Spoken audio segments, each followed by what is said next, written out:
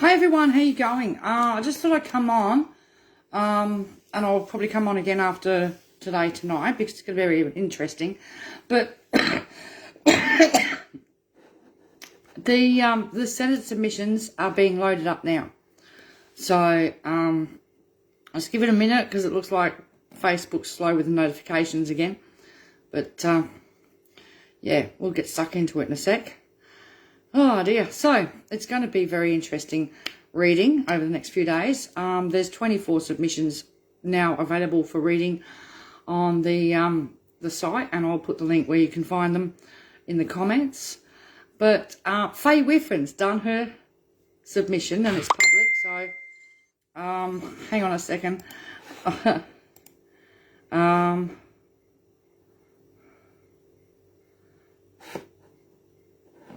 Hang on a second. I've just got to let someone know. Okay, just bear with me for a second. I'll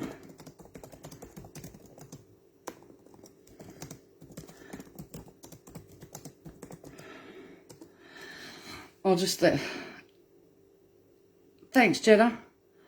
I'm just letting someone know that I'm live on the national page, so they keep... Right,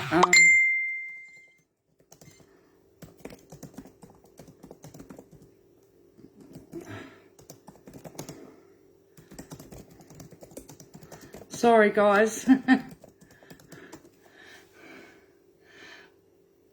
There's something on a site that I can't see and somebody's trying to send me the screenshots. So I'll start again in a sec. It's thrown me, so and I'll just wait till she comes back and replies again in a sec so that I can move on with this, because otherwise I keep going from one page to the other and yeah. Oh dear. So as I was saying, submissions are now being published on the site, which is really good. The first of the Senate hearings starts on Tuesday in Bundaberg. I don't have a start time, but it's a public event, so I encourage card holders to seek out. I'll put up when the time starts, but there is people on the card speaking at these Senate inquiries, okay? So I fully encourage people to get behind them, support them, come and sit in the gallery because it's a public event, all right? I've put up the details of the Senate inquiries, where they're at. I'm speaking at the Bundaberg Senate inquiry from 2:30 till 3 p.m. on Tuesday afternoon, and other card holders are speaking in the morning from, I think, 9:30 to or 9:45 to 10:15 or 10:40, 10:30, something like that. I'll work out the date, the times exactly as soon as I get it confirmed, because I'm waiting for the itineraries to go up. So then there's another Senate inquiry in Darwin on Wednesday. There's another Senate inquiry in Alice Springs on Thursday, and there's another Senate inquiry in Canberra on Monday. All right, so that'll sort those out, and they're getting speakers from all over the country to speak via telephone, video link, whatever. Do you know what I mean? Or in person. So Tuesday it all kicks off. That's going to be interesting. I will try and make sure that the link's up for you guys to be able to watch it, for those that can't attend. So the submissions are now being published, and it's interesting to see. I had one. So Faye Whiffin's going to be on a current affair tonight, okay? So this is going to be, from what we've seen from the snippet, it's about afterpay and stuff like that. Sorry about all the interruptions. I can't stop it. I can't stop the messages. I can't stop the notifications from TikTok. It's like, oh. So I thought, well, I'd read to you Faye Whiffin's submission, because, and I want to correct a couple of things along the way. I love doing this, So she's put in her submission. It's only very short. I wish to make a submission to the above inquiry. I've been a member of the community reference group for the cashless debit card in the Hinkler electorate in Queensland since the very beginning, some 2 years before the card was introduced. So basically since 2017. Prior to the introduction of the card in this area, there was extensive consultation with community groups, public meetings, individuals, government bodies, all behind closed doors, all held in secret, right? Anybody who wanted to be consulted had the opportunity to participate and be heard. Not the card holders, not the people who it was intended for. DSS had, there was staff on the ground for many months. Yeah, we heard about them running around to different places. It was by accident that I found out they were in Maryborough, because I tried to ring the former mayor to talk to him, and he thought I was from the DSS. So this created a couple of interesting things that happened. Oh, he texted me a message one day asking for some information about the card, and I'm going, and he signed it off Melissa. I'm not Melissa, but it was a Melissa that was running around for the DSS. And then he sent me another message another day asking me about the costings, right? Because I'd left my number, but he got it mixed up. And it was quite funny because he kept responding to me and not them. And I rang him up and I said, and he thought I was Melissa. All right? He was not very impressed when I said who I was, and I answered his questions for him. That was even worse. And he tried to, he was a former accountant, and I said, yeah, and we went on through things, and yeah, he wasn't going to budge. He was a One Nation mayor at the time. Glad we don't have him anymore. We have a Labor mayor, George Seymour, and he's absolutely brilliant, and he's against the card. So yeah, it was interesting times. They had something like 110 secret meetings in this region, right? So Faye's going on about anybody who wanted to be consulted had the opportunity to participate in her. Well, for that to happen, they would need to know where to be. We got leaked some information for one meeting, and we sort of went and protested outside it, and they came in and invited us in for a cup of tea because it was in the middle of winter and it was freezing cold. And two of us went in and sat in on that DSS meeting, but they weren't open to the public. They weren't advertised in the paper. They were through the services, networks. They weren't open to the public. No way, not at all. Only selected people were invited to attend. And it was only because somebody sent me a message and leaked me information that I knew where there was one, and we went and protested it. So that's not community consultation, Faye. She goes, yeah, we knew the DSS was sniffing around for months, but she turns around and said, at Howard, where I'm from, DSS had representatives available for a solid month, so any member of the public could ask any questions and submit any concerns they had. Really? Where were they hiding, Faye? Because when I finish this little paragraph, I'll explain to you the timeline. She doesn't have a very good memory. I do, right? Sad, eh? So she reckons there was DSS representatives in Howard. Now, Howard is a very small little town, about 1,200 people, right? 30 kilometres north of Maryborough, sort of thing. There was also a number of Senate inquiries. Not this time. Well, hang on. How many more friggin' Senate inquiries are we having?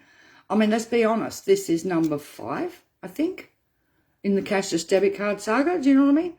This card is to be abolished with indecent haste and without any prior consultation or degree of fact-finding which went into the introduction of the card. This is shameful. Right? Okay, I'm going to stop there. That's the first paragraph. Okay, let's start at the beginning. The first meeting I became aware of was a meeting between Keith Pitt and Alan Touch that was going to be for the Chamber of Commerce people, okay, and selected privately invited people. That was the first meeting in Hervey Bay that I became aware of. It was going to be at a bookshop on the Esplanade, right, and the information sort of came to me. So we organised to have a protest outside, right? We notified people that there was going to be a protest there and what time to be there. It was going to be in the morning because they do all their Chamber of Commerce publics, well, not public, but their meetings, their breakfasts, they do them all at 7 o'clock in the morning type thing, really early, because, you know, business owners have got to go to work afterwards, or whoever's got to go and do their job. So we got that all organised, and I did an interview with the Fraser Coast Chronicle at 12 o'clock the day before outside the bookshop, and we both went into the bookshop together because my daughter loved that bookshop, right? And the woman from the Fraser Coast Chronicle went in ahead of me, and as I was walking in, she's walking out, she said they've cancelled the meeting. They've moved it. I went, that's interesting. Okay, what do we do now? Scratch head, because we had publicised this protest and we had people gearing up to come, right? Then I got another message telling me where it had been moved to, okay? So I thought, well, if we publicise it again, they're going to close it again and they're going to move it again because they didn't want the public to know. So what I did was I contacted everybody that I could that had already confirmed that they were going to come to our little protest and told them what was sort of going on. And for anybody else that we didn't know who was going to turn up, we arrived a little bit earlier at the bookshop. We waited for people to come. Channel 9 came. See, the media weren't even told where they were hiding. Do you know what I mean? So Channel 9 turns up and looks at me and says, I said, they've moved. Oh, do you know where? Yeah, follow us. So we all piled in the cars and we went to the Mantra at Harvey Bay, right? Just prior to that was when we were confronted with a van, a closed police van that had 5 fully armed tactical police officers, right, coming to see if we were going to be a big threat. How embarrassment, right? There was 8 of us, older people, carers, disability support pensioners, and my comment to the media was, well, I can't fight my way out of a paper bag, let alone, yeah, anyway. So we all get down to the Mantra, 7 o'clock in the morning, we're freezing our butts off. You know, this van goes past with these armed tactical squad with their whatever they had, machine, you know, their guns, and one of them actually, they park up, and one of the people that was with us, she was getting a sign out of her boot, and he walked up and asked her why she was there, and she said, oh, we've come to peacefully protest, and we're out on the footpath, not on any of the premises of the Mantra. We did not trespass, and we set ourselves up on the footpath. That kind police officer helped her with her signage and said, you have every right to protest. Here, let me help you. Right? So I don't think Alan Tudge and Keith Pitt were very happy that we found out where they were. Channel 9 came and Channel 7 followed. Okay? And everybody thought it was a bit of a joke that they cancelled the event at the bookshop. And then we got to speak to a sidearm carrying federal police officer, and we said to him, what's with all the police? And he said, oh, somebody said there was going to be a violent, what did they call us? Well, it was a Say Yes troll that used to call us basically rabid mob or something. Do you know what I mean? It was like, oh my God. So they had their lovely little meeting, and we stood outside and we had our very first protest. That was not open to the public, was not publicised anywhere, right? So then they had more Chamber of Commerce meetings. They had one at Childers, and that one was for Childers residents only, as in homeowners. You had to prove that you had to actually show your rates notice to get in the door, and it was $20 for breakfast. I think that one was at 6 a.m. in the morning, right? So a small group of people from the Chambers of Commerce at Childers went to that one, and there was one in Bundaberg for the Chamber of Commerce people and their selected viewers up there. Do you know what I mean? not exactly open to the public. Some people could squeeze in. The DSS did do, I wouldn't really call them public meetings because the advertising was like, you know what I mean? But they did do one in Hervey Bay, one in Bundaberg, and they were like round tables, like they put everybody on round tables, right, separated. And they had people from indue and the department, and they made it very clear that people would just have to learn to live a different way, right, which made a lot of people angry. I attended that meeting at the DSS at the Neighbourhood Centre in Hervey Bay, along with about 50 other people. It wasn't a discussion. It wasn't a consultation. It was dictating this is how it's going to be and this is the way you're going to have to change your lives. There was no consultation about that. That was dictating, right? A lot of angry people at that one, and I got the same reports back from the one in Bundaberg. That was the only two public sort of consultation. The other public events we organised with Rachel Seward, with Bruce Saunders from the ALP Maryborough, Adrian Tantari and myself. We did 2 meetings in one day, 2 sittings at the Hervey Bay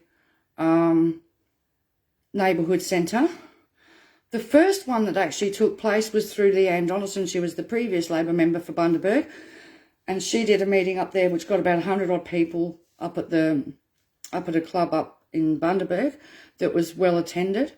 But they were meetings to discuss the card properly. Do you know what I mean? Not to dictate that your life's going to change and you have to live this way.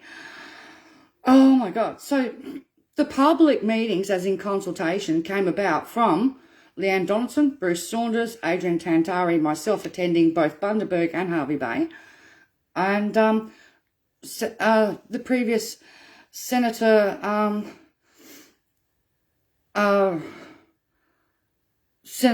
Rachel Seward, right, who came up and she held 2 public meetings, one in September 2017, and then there was another one after that. She also went to Bundaberg, did the same thing, spoke to people, but they were organised, nothing to do with the department.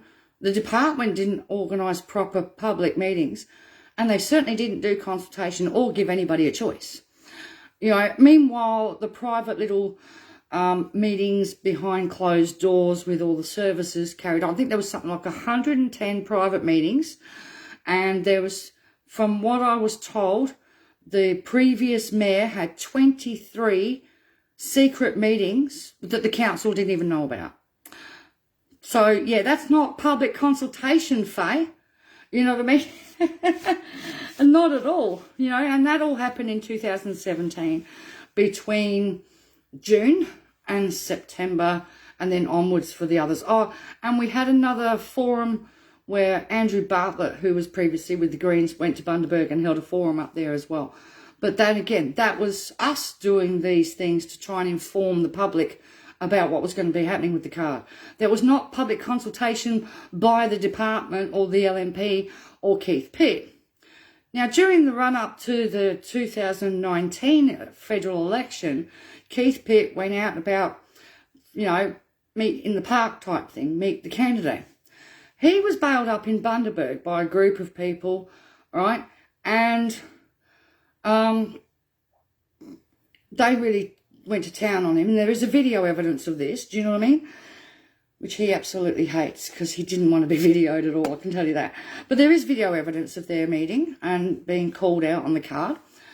When he came to Hervey Bay, I called him out. And I'd never met Keith or seen him before in real life. And Keith is a very tall man. I'm 5'2", and he's like Sasquatch. He's right all the way up there. You know what I mean? Holy cow.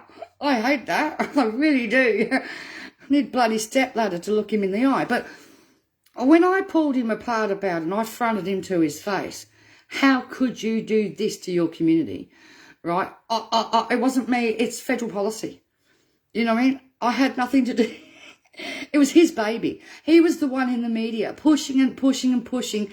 It was his baby. And he's trying to say to me, it's not me, it's the federal policy. You have to talk to the federal government. He is the federal government at that time. He was the federal minister for Hinkler.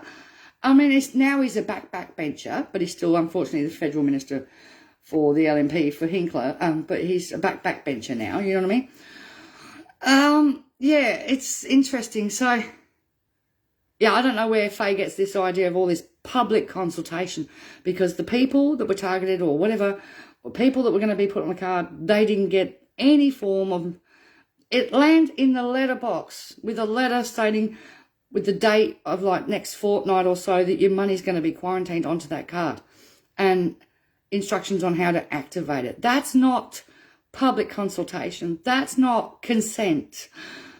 Ugh. So she goes on to say that I'm of very firm belief that the abolition of the card is premature and reckless to say the very least.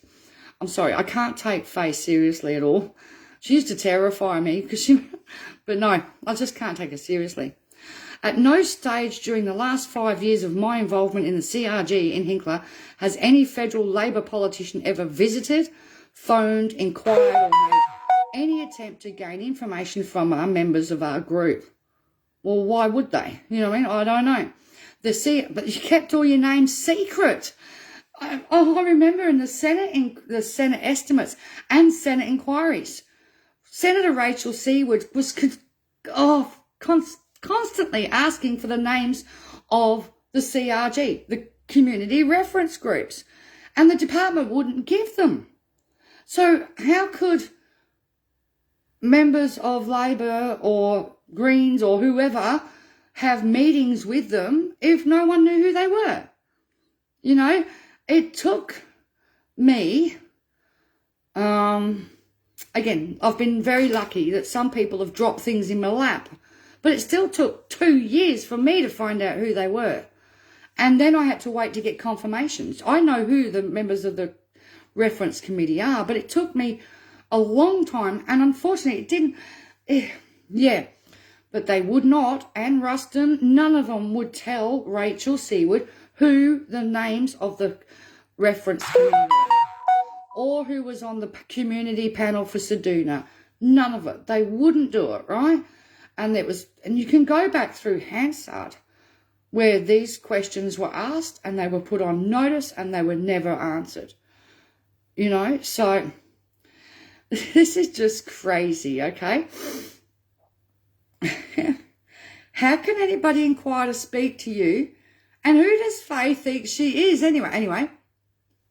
We know who Faye is, right? She runs a community group. She runs a monthly market, and she's Faye. We'll put it that way, okay? I don't want to get in trouble too much here. So I'm going to finish this first, Sue, and then I'm going to go off, charge my phone, then I'll come back, and then we can have fun with me exploding. But I thought I'd just give a background, and it's only a short submission, okay, that she's done. Thank God for that. So she's admitted in here, she goes, the CRG in Hinkler is made up of representatives of religious organisations, charities providing emergency food and housing, chambers of commerce, community groups, Indigenous representatives, and police, to name a few. I am a complete loss to understand how a commitment was made during the election to abolish the card without any consultation. Well, there was consultation with people on the card over the last 5 years, right? Over 5 years, by the Labor Party, by Greens, directly by phone, right? Yeah. Fun and games. I don't know what time a current affair is on March, so I'm, hang on, let me, because I don't watch commercial TV. Wait a second, guys. I've got to fix up the TV. I've got to go find it. TV guide. All channels. 9 News. 7 o'clock.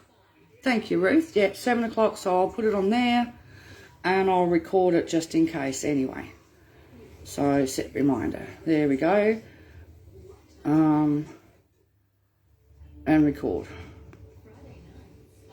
Okay, done. So I can't miss it. right? Kerryn Spriggs says, I wouldn't watch if you paid me. I don't have an option. Do you actually need to be aware of what she says? Even if it may be like fingers on a chalkboard. But anyway,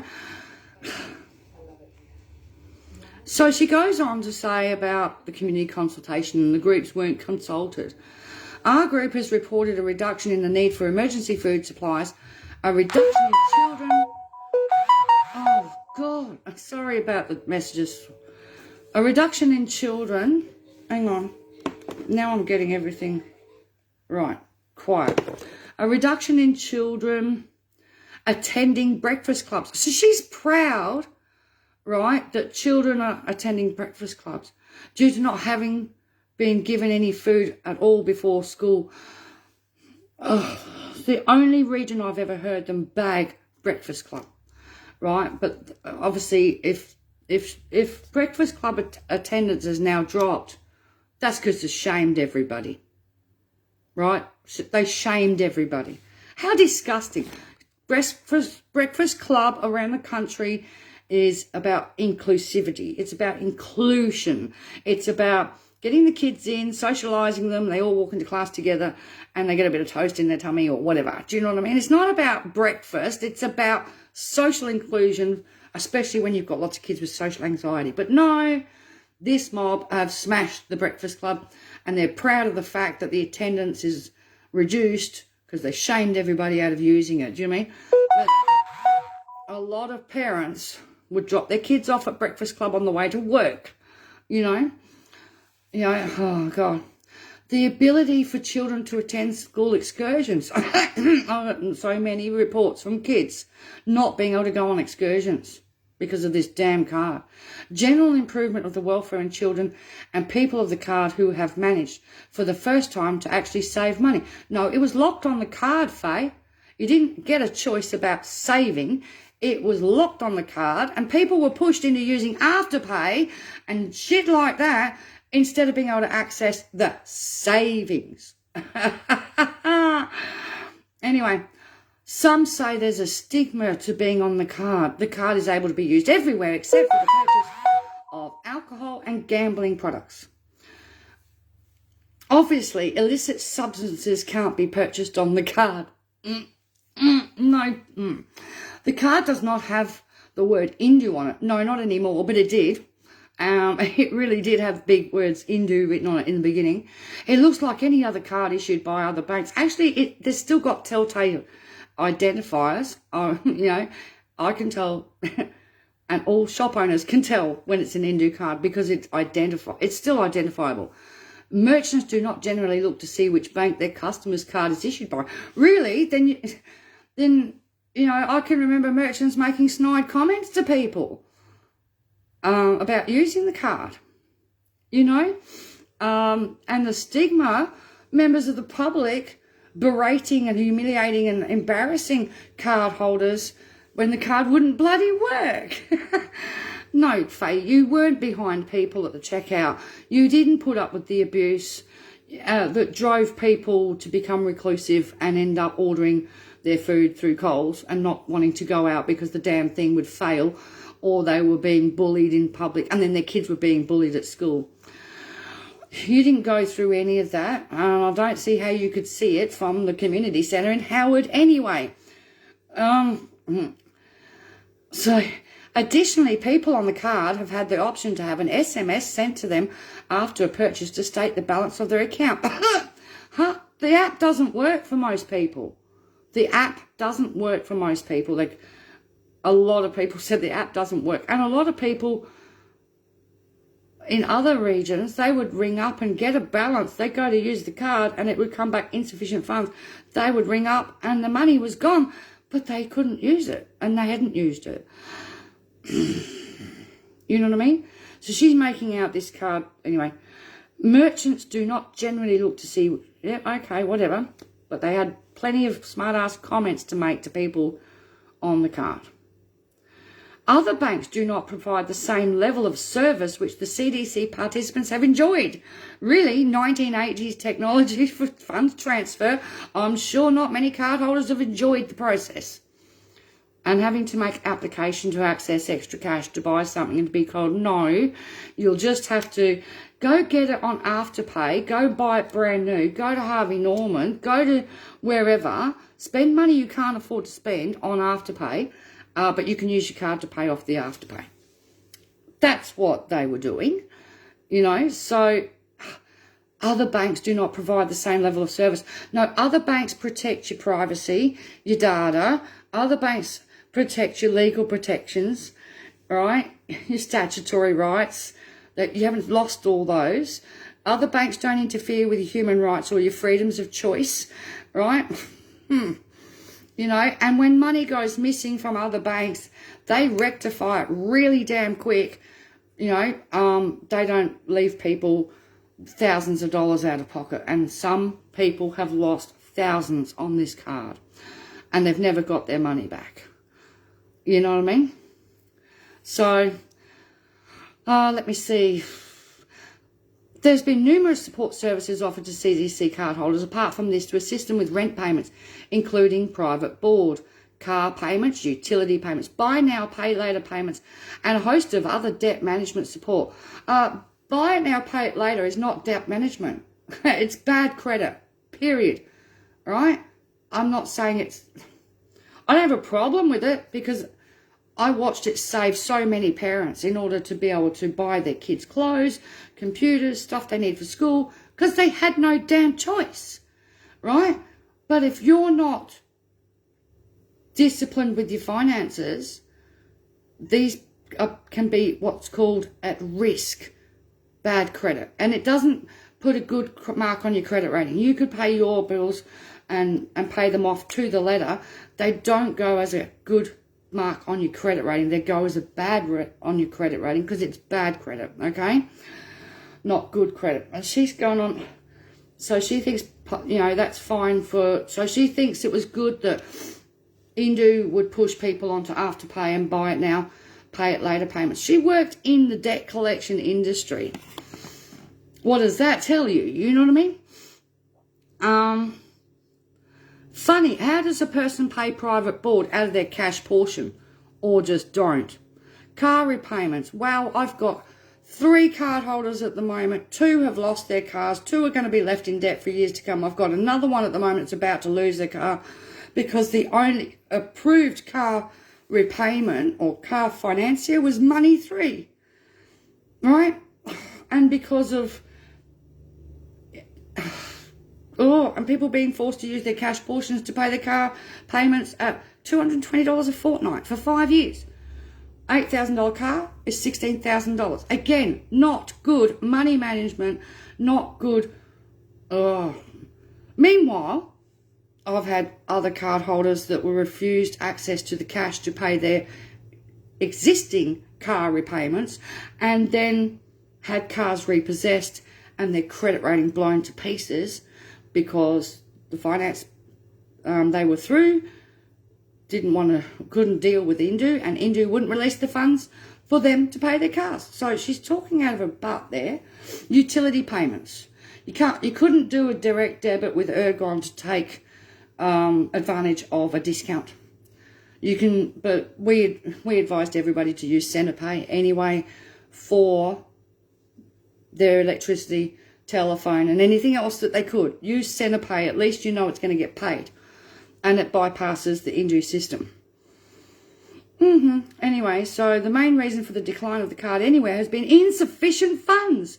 No individual's card, regardless of the status, will work if there's no funds in the account. Hello, Amanda, how you going? So Faye's just blaming everything on the card holders. Insufficient funds. 890,000 card declines over 2 years between 13,000 card holders in 3 card regions, right? And you're telling me that all 13,000 of those people and those 890,000 declines were because people had insufficient funds. No, the card declined for food, clothing, right? Bills, period. Only 14% of declines were listed as declined at banned merchants. But that doesn't necessarily say that people were trying to buy alcohol. You know what I mean? It's like, oh my God. You know, because band merchants can be anything. Band merchants can be, you want to go and buy playing cards and that merchant's banned because it sells gambling products, because it sells pool cues and stuff like that. That's classified as gambling products. Do you know what I mean? Oh my God. So, totally dismissing. She is totally dismissing everything that's happened to cardholders. Absolutely everything. All right? Oh, wow. So, the amount of deliberate misinformation, here we go, regarding the cashless debit card that's been circulating on various platforms has been disgraceful, with no repercussions to those who have spread it. But it has been believed by some elected federal representatives who have never made any attempt to ascertain the truth and facts. Really? Okay. So, I wonder who she's talking about. I wonder. You know what I mean? Funny that. I've advocated and I've directed card holders to politicians who have then liaised with the card holders to get the facts as to what has been happening with the card holders. I mean, if that's not, you know, representatives making attempts to get the facts, right? We've been posting the evaluation data, which is fact, which the LNP government paid $2.5 million for, and that's their own evaluation data. We've just been posting their own stuff, right? That's all we've done is we've posted their own data and explained it to you guys in English. And we've brought the highlight of the cardholder situations and their stories and what they've gone through. Again, Faye's deflecting, dismissing everything, gaslighting everyone. You know what I mean? Gaslighting everyone. Oh, dear, oh, the current government has never put up an alternative for income management and wants to abolish the card with absolutely no alternative. The haste in which the bill is being driven through is breathtakingly irresponsible. The current legislation, which I understand is in existence until December, should be left in place or extended until demonstrative community consultation has been conducted. This should be above politics. It should be primarily about the welfare of children. Children are entitled to be fed, housed, educated, have their health issues addressed, and not be stigmatised because of their lack of food and clothing. Well, let's get on to the children, the rights of the child, right? The rights of the child to be socially included in its society, in school, in sports, right? The rights of the child to be fed. Yes, you have to guarantee that card works, right? And it doesn't bloody work. And it can't always uphold that paramount thing. Children. Amanda's coming in, okay? Oh dear, children being housed. How does making people homeless, you know, protect the rights of the child when the card is making families homeless? Hello, dear. Everybody, you doing? I just thought I'd have a bit of fun with still on face holiday, okay? I know, and I thought I'd just have a bit of fun with face submissions before current affairs. I'd actually like to address some of those points you've just made, if that's all right with you, okay? Given that I did the evaluation debrief. I need to do one of those things called having a, because Hi, is fun. Hi, David. You go for it, Amanda. Okay, look, when it comes to the rights of children, we absolutely agree that children should be able to be fed. But this card from the Orama report to the Adelaide University report have shown that over 53% of families have had trouble paying for food on the card, okay? So that's in the evaluation data. It's not opinion. It's not misleading information. That there are now 2.7% more of children are at risk now in Ceduna. Okay, and 4.4% of children are now at greater risk than they were before the trial in Kununurra. Okay, now the only 3 sites that were actually evaluated at all were Kununurra, Ceduna and Goldfields. We know that most of the Goldfields data didn't even cover the time period from 2018 to 19, which was the time period for the evaluation. But Faye is from the Hinkler region, and the Hinkler region hasn't been evaluated at all. So there is no child wellbeing data, there's no child wellbeing information from the Hinkler region. All her words are hearsay because the only report from Hinkler was an independent study from the Griffith University and Queensland University. And they show that the parents were already saying at that point, and that was 2019 and 20, that they're having a harder time paying for food and groceries. Okay, we know that we've said this so often now. Domestic violence has increased 20.7% in Kununurra, and DV intakes to shelters increased 30% plus in Ceduna after the cards rolled out. This means that families are in distress, and the financial distress data proves that 76% of families, all right, experiencing either no benefit from the card or increased financial stress. 33% said extreme financial distress. And this was actually noted by the evaluators when they actually said East Kimberley was experiencing significant financial stress. Indeed, 2/3 of the people on the card in Kununurra, which is East Kimberley, were homeless because indue wouldn't pay the rent. So we have yet to have the data from where Kerryn is, up in the Hinkler electorate, but we're given the people posting to our pages their own personal stories of homelessness, of being unable to pay the rent. We have literally hundreds of reports of the card failing for basic items, people going to get a shaving kit, someone from a shaving kit to stockings, medical things. We've had we have so many for school books, for autistic books, for mobility aids, for one poor lady got denied a transfer. See, it's not always the card itself declining. It's, indue limited staff declining someone the transaction of the transfer of money from the indue account to their personal account because the retailer that they need to access won't actually use the card, so they have to pay from their own account. And people are allowed to contact indue and say, please transfer me X amount of money, here's the proof of what I need, and indue is supposed to transfer. Instead of that, indue said, well, that's too complicated, go and use Afterpay. And that's what they were instructing people to do, go and use Afterpay, because the indue staff didn't want to do all the paperwork with a transfer. So we know all this stuff, and it's not our opinion. What we have been posting to our pages, when we have had an op-ed or an opinion, we've clearly marked it op-ed. There's about 6 of those on my page from this last 12 months. The rest of them are all cardholder stories straight from cardholder mouths. Now, Faye can call them liars. Faye can call them whatever she likes, but she told the Senate inquiry in 2017 that she was a youth worker when she wasn't. Okay, the lady is a liar.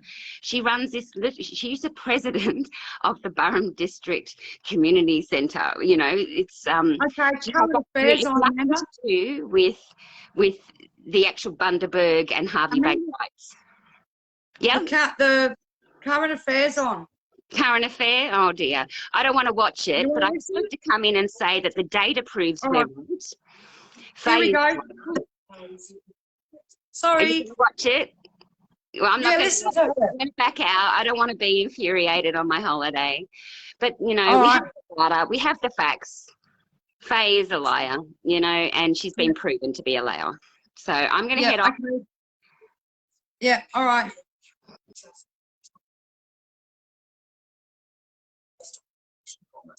During the federal election, stopping the cashless debit card from travel funds around the country. Now the government is acting quickly to do so, but it's already hit a hurdle, and not everyone is happy. This is the wrong decision. It's been done without consultation. It was a controversial social policy to tell welfare recipients where they could spend their money. You get 20% in cash, 80% in account, but you can't spend it on golf, you can't spend it on clothes, you can't spend it on gambling, and it limits the amount of money you have for illicit substances. More than 17,000 recipients were part of the trial around the country, but now the new federal government has said no more. Today, our government is saying enough is enough. We can't time on the Cashless Debit card. But why kind of isn't as easy as just switching it off? After it was revealed that 80% of users have signed up to buy now, pay later debts. It was a bit of a shock because, of course, this card was sold as a debit card. Obviously, with a lot of people using buy now, pay later arrangements, it does make the transition a bit more difficult. New Minister for Social Services, Amanda Rishworth. There has been no evidence whatsoever that the card itself made a difference to alcohol misuse. But that's not what locals on the ground say. It's ludicrous. And I would say it is a decent case with no injury consultation. They ought to be ashamed of themselves.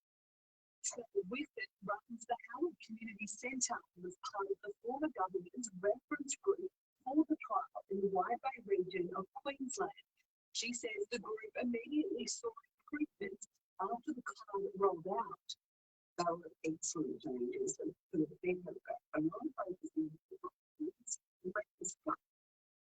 A significant reduction in kids requiring food provided by the school chaplaincy program. She thinks any positive grounds being made with the reuse of card locally will soon disappear. It's interesting. I don't know how much stronger I can be with this. That at no stage in the problem and anybody else put on an alternative of these. And so many users signed up to buy now, pay later schemes, so they fear there will be issues phasing out the card. Buy now, pay later card is simple to use. Because where it's just a thing, it's not something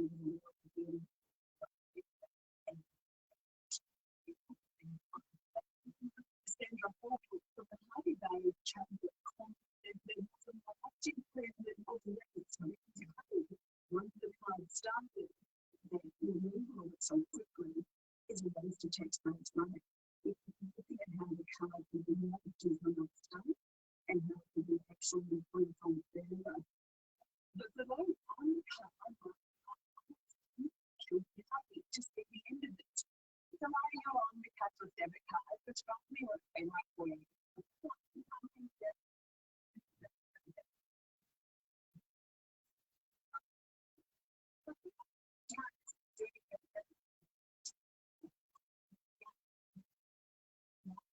She'll be able to roll up the card immediately.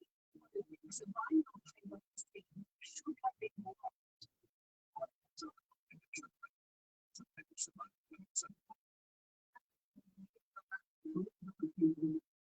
Don't have the card because they've got too much you on the account. It's not speaking, it's speaking. I think it's more interesting about it.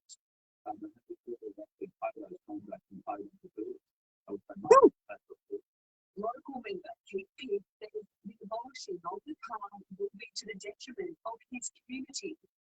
It is absolutely appalling. This is the beautiful one. So I find myself in difficult circumstances and I'm able to get out of it. I can make the comments in the that's very important to keep from the other side. He says locals in the electorate and around 5 times around the region of Australia also. The local employees are all listening to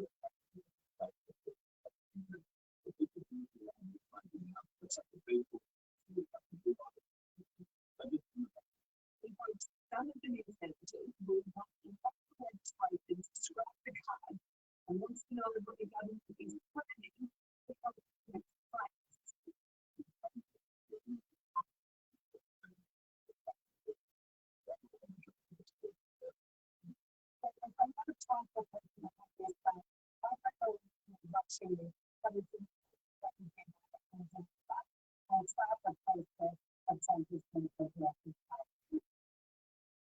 Mm.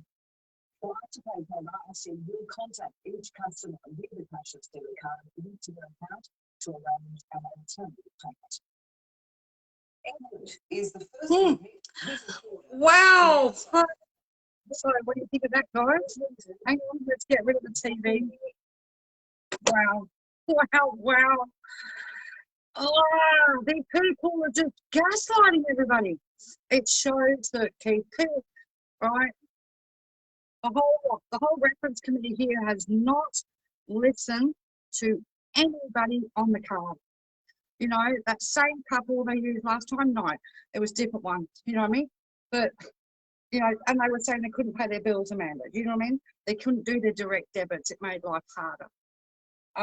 Afterpay won't let people get into debt with this, right? You know what I mean? Because Afterpay works very well with their customers. I've never used it, but I've known plenty of people who do. And yeah, oh my God. So you've got the lady from the Chamber of Commerce. Hang on a second. I can tell you her name in a sec. Just bear with me, people. Sandra, I think her name was. Anyway, the lady from the Chamber of Commerce is on the reference committee as well, and she was claiming that rents are getting paid. Well, I'd like her to, why are so many people homeless in the region? Once people are kicked out of a house because the indue didn't pay the rent, they can't get another property. Why is that? Do you know what I mean? Why is that? It's just ludicrous. They're just gaslighting people. I had no idea who the couple with the child was, Brian, because I wasn't aware of this. Channel 9 didn't contact me to look for card holders like they've done in the past, so I had no idea this was coming up until somebody sent me a link last night. You know what I mean? But far out, it's like we're just not going to listen to anybody with rent issues, bill issues, car repayments. Oh, well, guess who's got a 30-minute speaking spot at the Bundaberg hearing on Tuesday, right? I guess I better make myself some good damn notes, hey? Because I'm speaking from 2:30 till 3 p.m. on Tuesday afternoon at the Bundaberg Senate Enquiry. And let's put some of this to rest. And if you're a cashless debit card holder, it is a public hearing, right? I'm putting it out there for card holders to come. In fact, I might even find a way. We've got to get this onto the community pages that people on the cashless debit card in this region, any region, for any of them, right? Because there's 4 inquiries, but they need to come. They need to come and sit in the gallery and just, even if they just sit there and hold their cards. They can't speak out, unfortunately, but at least if they turn up, you know what I mean? It's just, you know that office they filmed her in? That's where she lives, basically. Oh, Faye Whitman and Keith Pitt. Every single point needs to be in my presentation. Absolutely. I mean, I started today to write. I was going through some of my notes. See, a lot of the people I've helped, I remember in here, they've contacted me online. Some which were far more complex, I had their stories written in books. And I've gone through those and cherry picked some of them, and I want to ring them to make sure I've got their consent to use their stories, because we don't do things without consent. So over the next couple of days, I'll be ringing people to say, hey, remember I contacted you, this, that, and all the other. How's it going? Update. Can I use your story? Do you know what I mean? Even though we've used the stories in the past. So, yes, there's going to be card holders speaking on Tuesday as well. I've had confirmation of 2 of our group so far, but that's not to say the others won't be, because there was 5 put forward, so to speak. I'll find out, because there's 4 inquiries around the country. There's Darwin, Alice Springs and Canberra as well. So they may choose people to speak at those ones, you know, so yeah. As soon as it uploads onto their site, we'll put it on here as well, because my videoing technique is not the best. My hand's shake now, so sorry. I turned the volume up as loud as I could without disturbing my neighbours, so that you could hear it. But no, my video skills are not very good with shaking hands. You know what I mean? So I started today, as I said, putting together notes, and I've got phone numbers to ring these people to get their consent to use their information. And yeah, we'll go from there. But cardholders need to really debunk this lot, you know, and come out in force and debunk it, right? If you've had problems with your cashless debit card, now is the time to say, you know, just do it. Now's the time to say. It doesn't matter whether it didn't pay the rent last month or last year or whatever it did. Tell people. You know what I mean? Don't be shy. And the submissions are still open. They've opened them back up. I don't know how long for, but submissions are still open. So if you've got a cashless debit card and you haven't done a submission yet, get one in. Tell your story, okay? Yeah. What can I say? Wow. So, I mean, the last paragraph of Faye's Senate submission is to implore the Senate to reject this frivolous and ill-researched bill to repeal the card. I implore the Senate to ensure the welfare of children. I implore the Senate to consider the communities where the card has been, which has been overwhelmingly supported the card, which is well over 70% in Hinkler. Rubbish. It's obvious at the ballot box. I mean, I also ask the Senate and the people of Australia to hold to account the government for any casualties in human life, child welfare and increasing crime in the communities. Hang on a second. I haven't seen it yet, but there's 24 subs up, Amanda. Hang on. She's demanding that Labor take responsibilities and accountability for any casualties in human life or child welfare increases in crime in communities after the repeal of the card. But the Liberal National Party, Pauline Hanson, have never once acknowledged the casualties, as they call it, in the human life, the ending of people's lives on this card, ever, right? They've never taken accountability for the rise in crime in all regions, or the rise in domestic violence or self-harm, right? They've never, ever, ever taken any accountability. LNP have never taken accountability. They have never apologised to the families that are visiting graves. How dare she demand that when we know people who, instead of getting off this card, are 6 foot under and their families are left grieving? You know what I mean? Domestic violence up 20.7%. Domestic violence is a crime. Oh. Okay, Amanda's coming back in.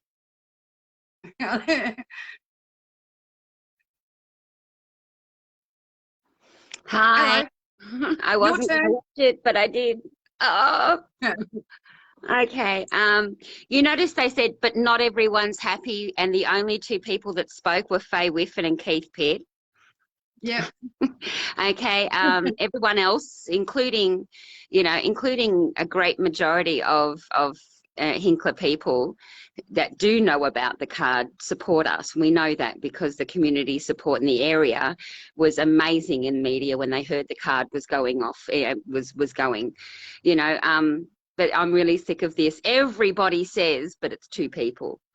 They noticed they didn't have Jack Dempsey on. They didn't interview George. They didn't interview Adrian Tarantini, the actual elected mayors of these regions. Yet again, a current affair is picking a state member, okay, over the local mayors because they don't want it out there that that the NLP overrode all the mayors in town to force this card out. They might have the backing of Ramsey and Wilson in Kalgoorlie and in Ceduna, but they didn't have the backing of the mayors in Hinkler. Okay, they ran straight over the top of them. They ran straight over the top of them to do this. They ran over the duly elected representatives of those towns and to push this card out. And I think that's an important Okay. point to make. Remember There Faye was- put a picture of the child in the newspaper, a child with a Yes. big pop belly who was grey, and she said that the child was malnourished. The child was grey because it has a heart condition, and a heart condition produces body fluid. I've got a heart condition, that's why I can't fly. I have to drive everywhere, and I get swollen. It's like bloat, but all over your body when you and you get a big podge belly. That's where female podge bellies come from. But like this child clearly had a heart murmur or some other heart condition. She was grey. When a child has malnutrition, they are either pale or their liver fails and they turn yellow. So it's very interesting. Having a medical background, it was very easy to pull her apart when she said that. And not just that, she used this child in media, okay, Yeah. to try and make a point that all parents on Centrelink.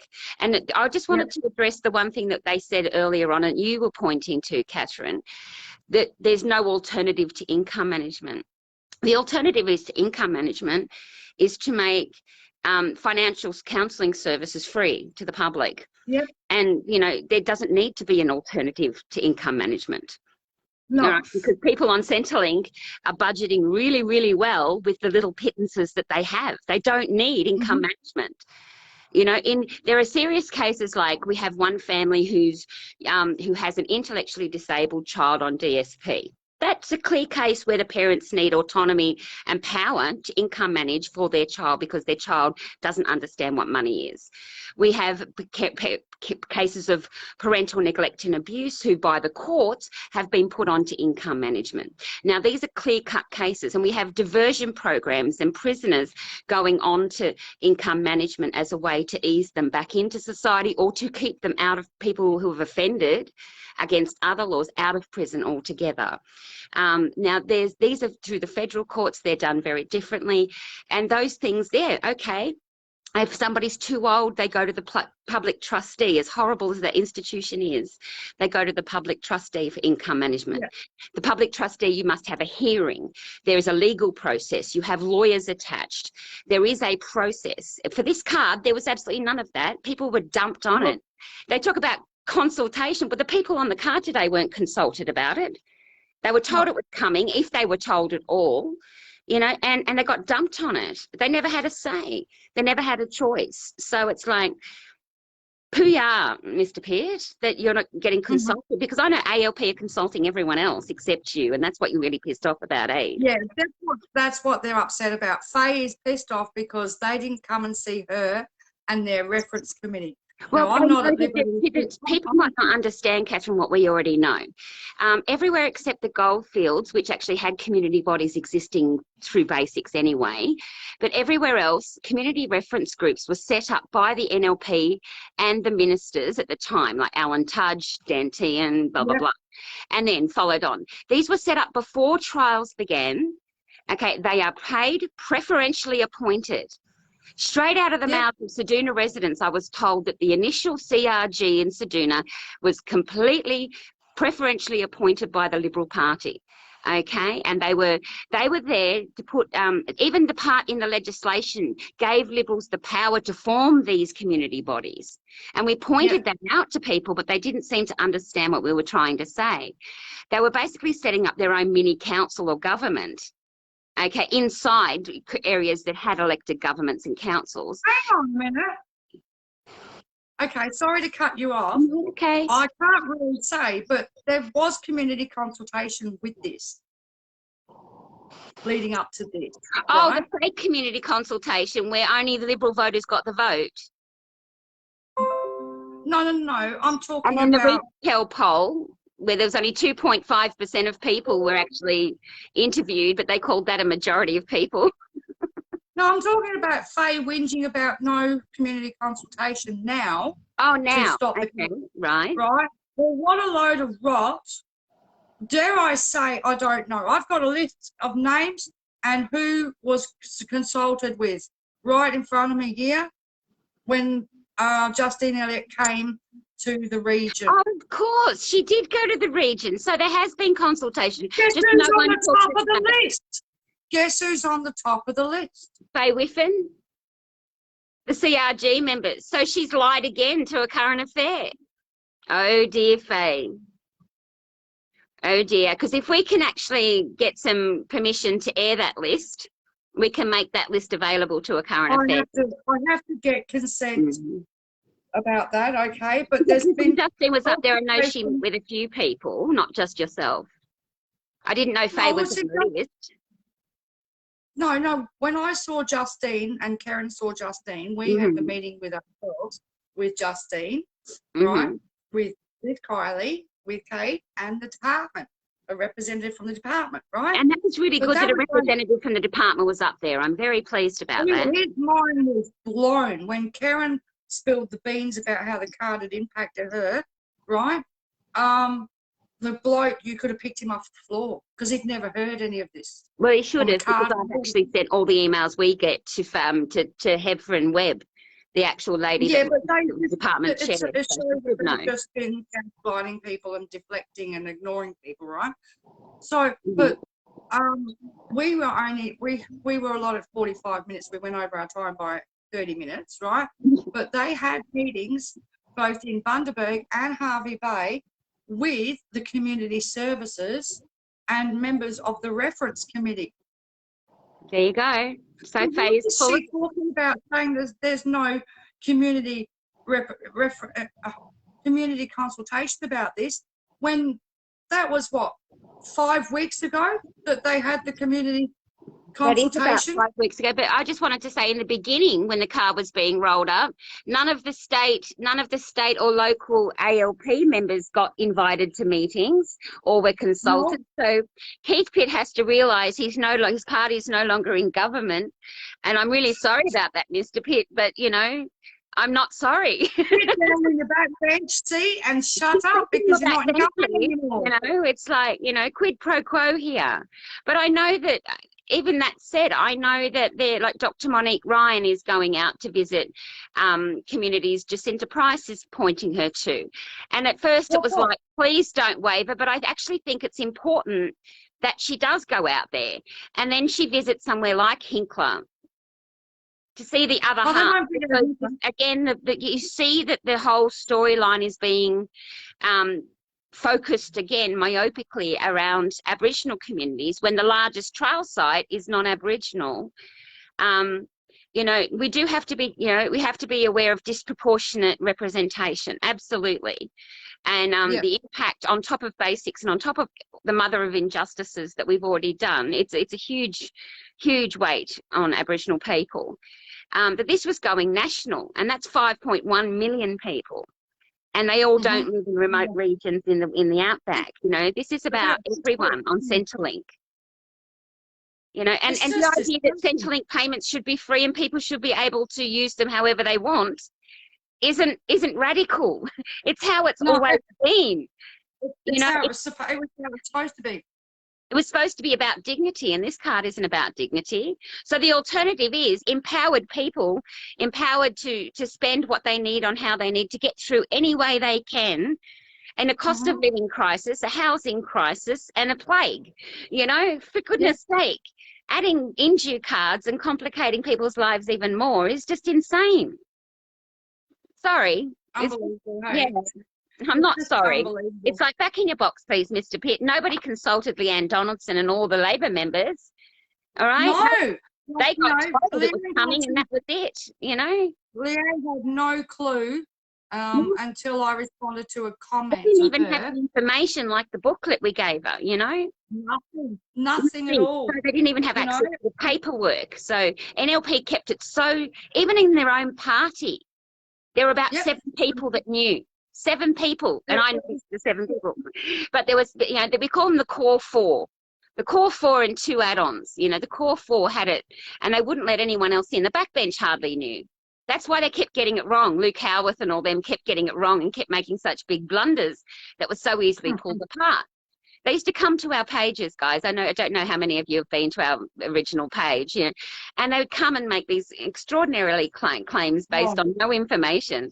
And so we'd screenshot the lot and then just pull them down, because it was really clear that the front bench weren't talking to the back bench. And, you know, we had the card. We had Andrew Lamming, Jason Felinsky, Oh, I and remember Luke Howard. yeah. You taught Mopping him and to Keegan as well at one point, just before he became Social Services Minister. The post is still up somewhere. It's called Mopping the Floor with Dante, and yeah. We got into this rhythm of spanking the naivety out of people, because I think that you have to be fearless, and if you know that you've got your facts right, you've got to be fearless. And the best facts to have is your own lived experience. So this is why we posted cardholder stories as the first and foremost thing. Our job was to amplify your voices and the cardholder voices, and that, because that lived experience is lived, you can't deny it. This person had this impact. And Well, it calling used to them annoy liars me only belittles the person calling them that. when you keep saying that people's lived experience was anecdotal evidence. It's like I wanted to just smack him. Do you know what I mean? Well, not when Because they're it's going like, bankrupt and losing their homes and mortgages. It's not. It's very technical, and it's on paper, and there's a paper record. So if anyone would like to challenge those facts, come and see us, I'm sick of this bull. We'll put them in touch with people who have experienced these things. But they Denying were a mother a bank transfer for a funerary urn. Who does that? Who does that? I know. Who looked at a mother grieving the loss of twins and said, sorry, you can't have your own money back in your own account, and I'm going to make it as difficult for you as possible. Yeah. Right? And there's worse stories than that, trust me. There's worse. There's much worse stories. A woman having to stay where she was being done over every day, okay, because she couldn't escape the DV situation. Women, it's just, this card has damaged so many women. I really feel for the guys too, but it's like the women and kids that have been damaged by this card. It's like unbelievable. We uphold the rights of the child, Catherine. We've done nothing less than that. And if someone's doing harm to a child, they deserve to face the full front of a law. But that's law. Yeah. That's legal business. It's not social welfare in the sense of Centrelink payments. It's not about Centrelink payments. No. People who are earning 200 millions still beat up their children and harm their children. To say it's a Centrelink only problem is naive. It's stupid.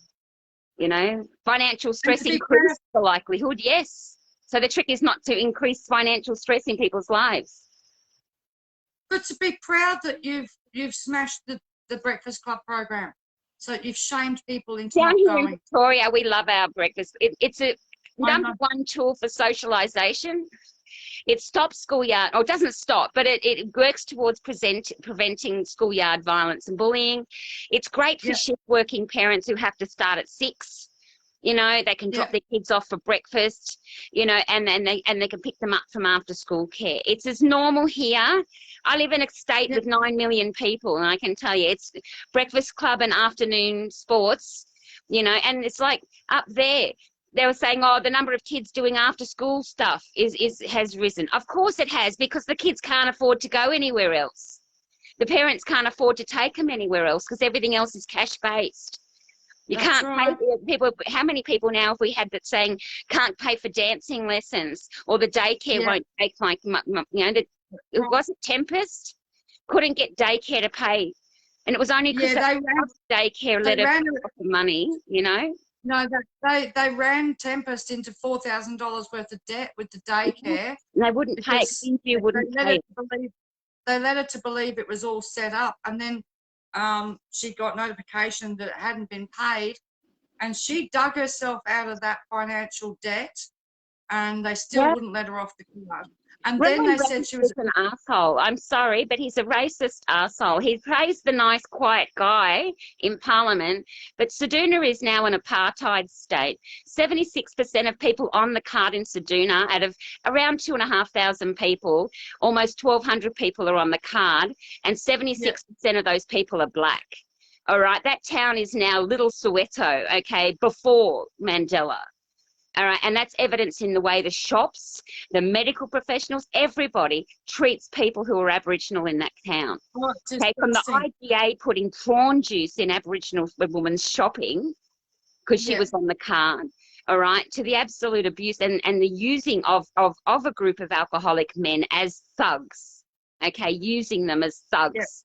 hired thugs to go around and intimidate anyone who speaks against the card. You know, Ceduna is now an apartheid state, and it's like, you know, people can't speak up or they're harassed, and the risk is so significant that people are having trouble speaking up.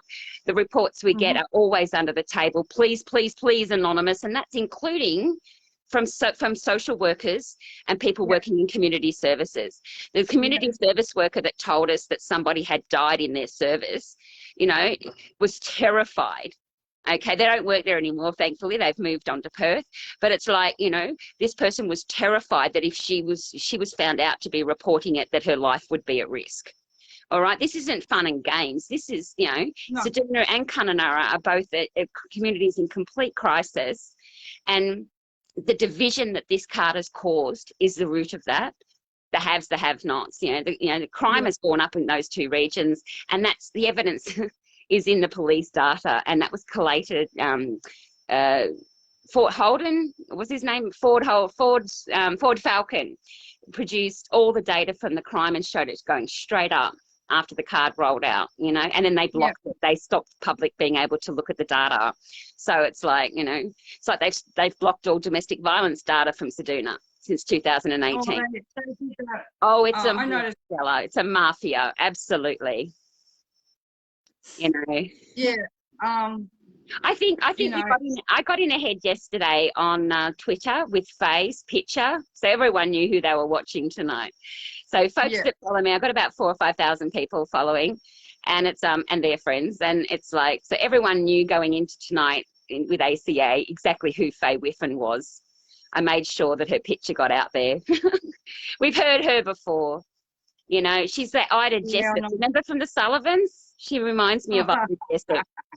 The busybody who can't keep, you know, she's a member of Keith Pitt's election team, for goodness sake.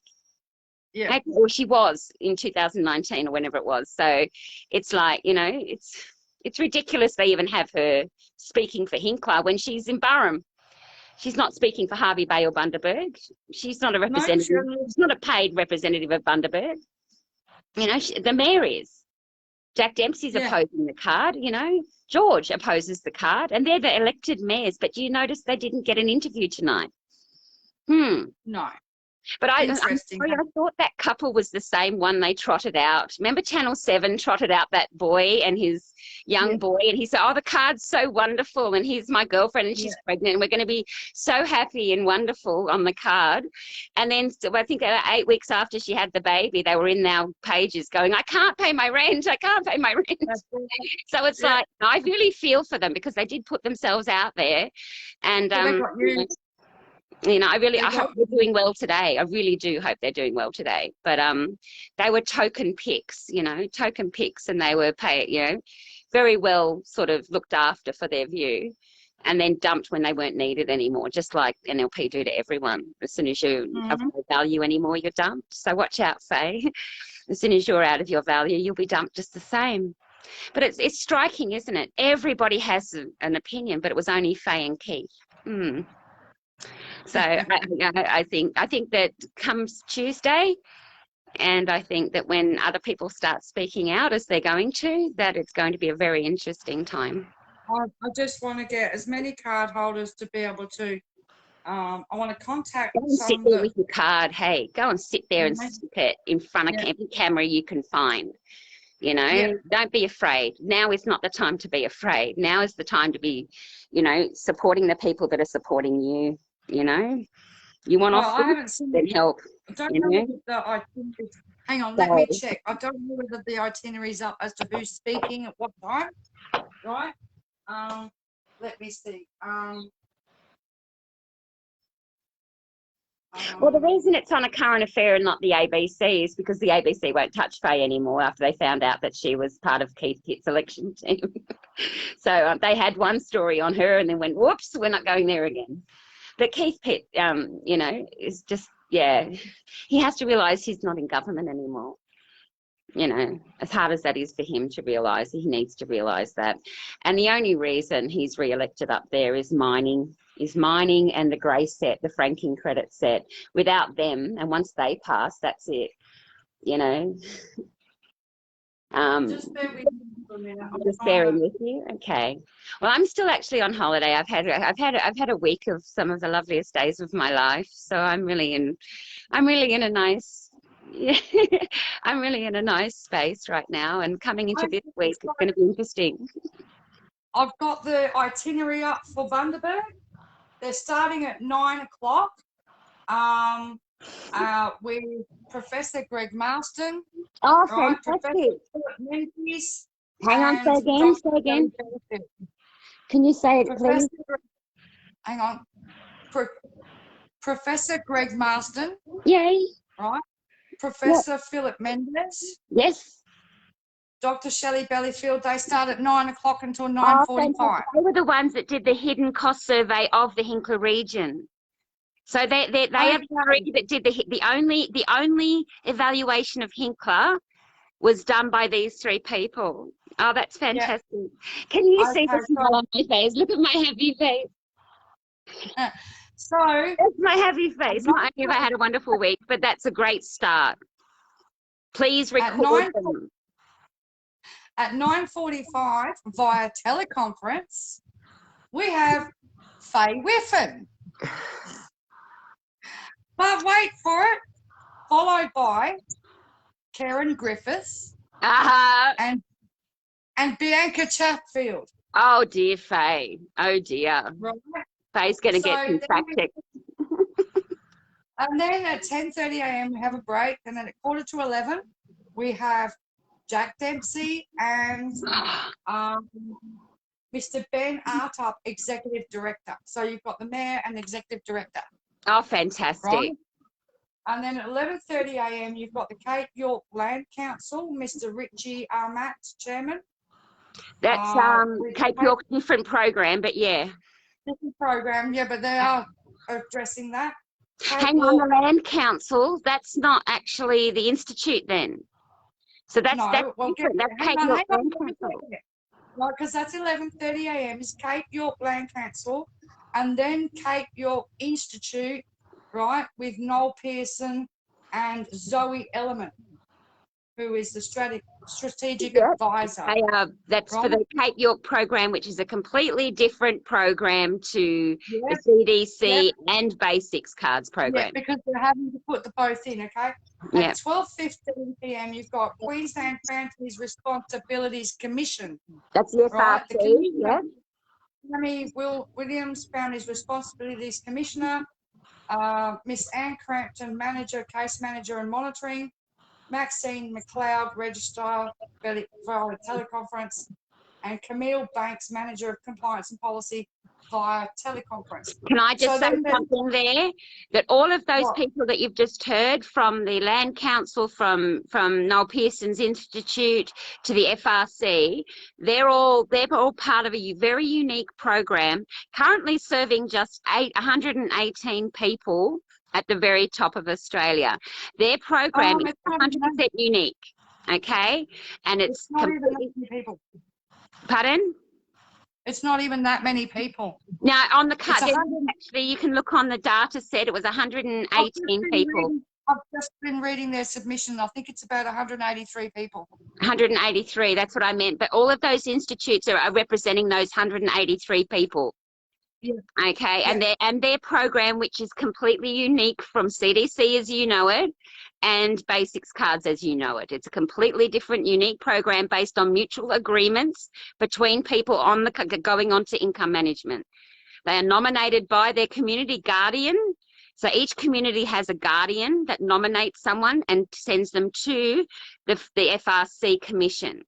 Okay, actually, so it's a completely different. I recommend that people read the submission from the Families Responsibilities Commission. It is published now, to get an understanding for their program. Yeah. Okay.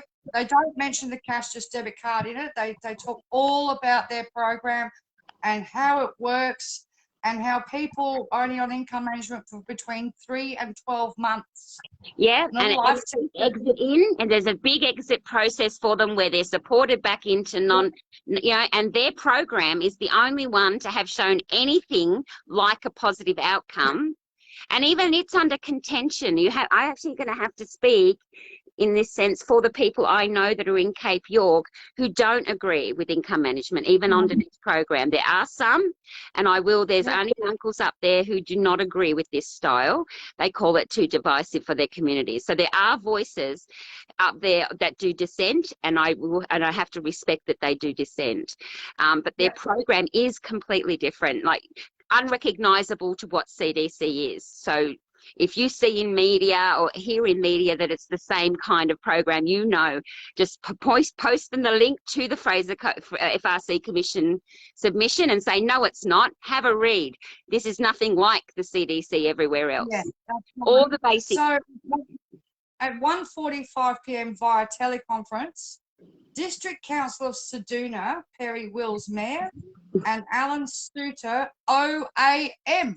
He's got an OAM now. He got 58 million bucks, buys a lot, doesn't it? Oh, when they sealed the deal, quiet nod in the right direction, you got your OAM. They celebrated in Ceduna to seal the deal with a bottle of Penfolds. Yeah, we got the receipt. We still have the receipt. Hello. Yeah. But not just that. Okay, where's Auntie Sue, OAM?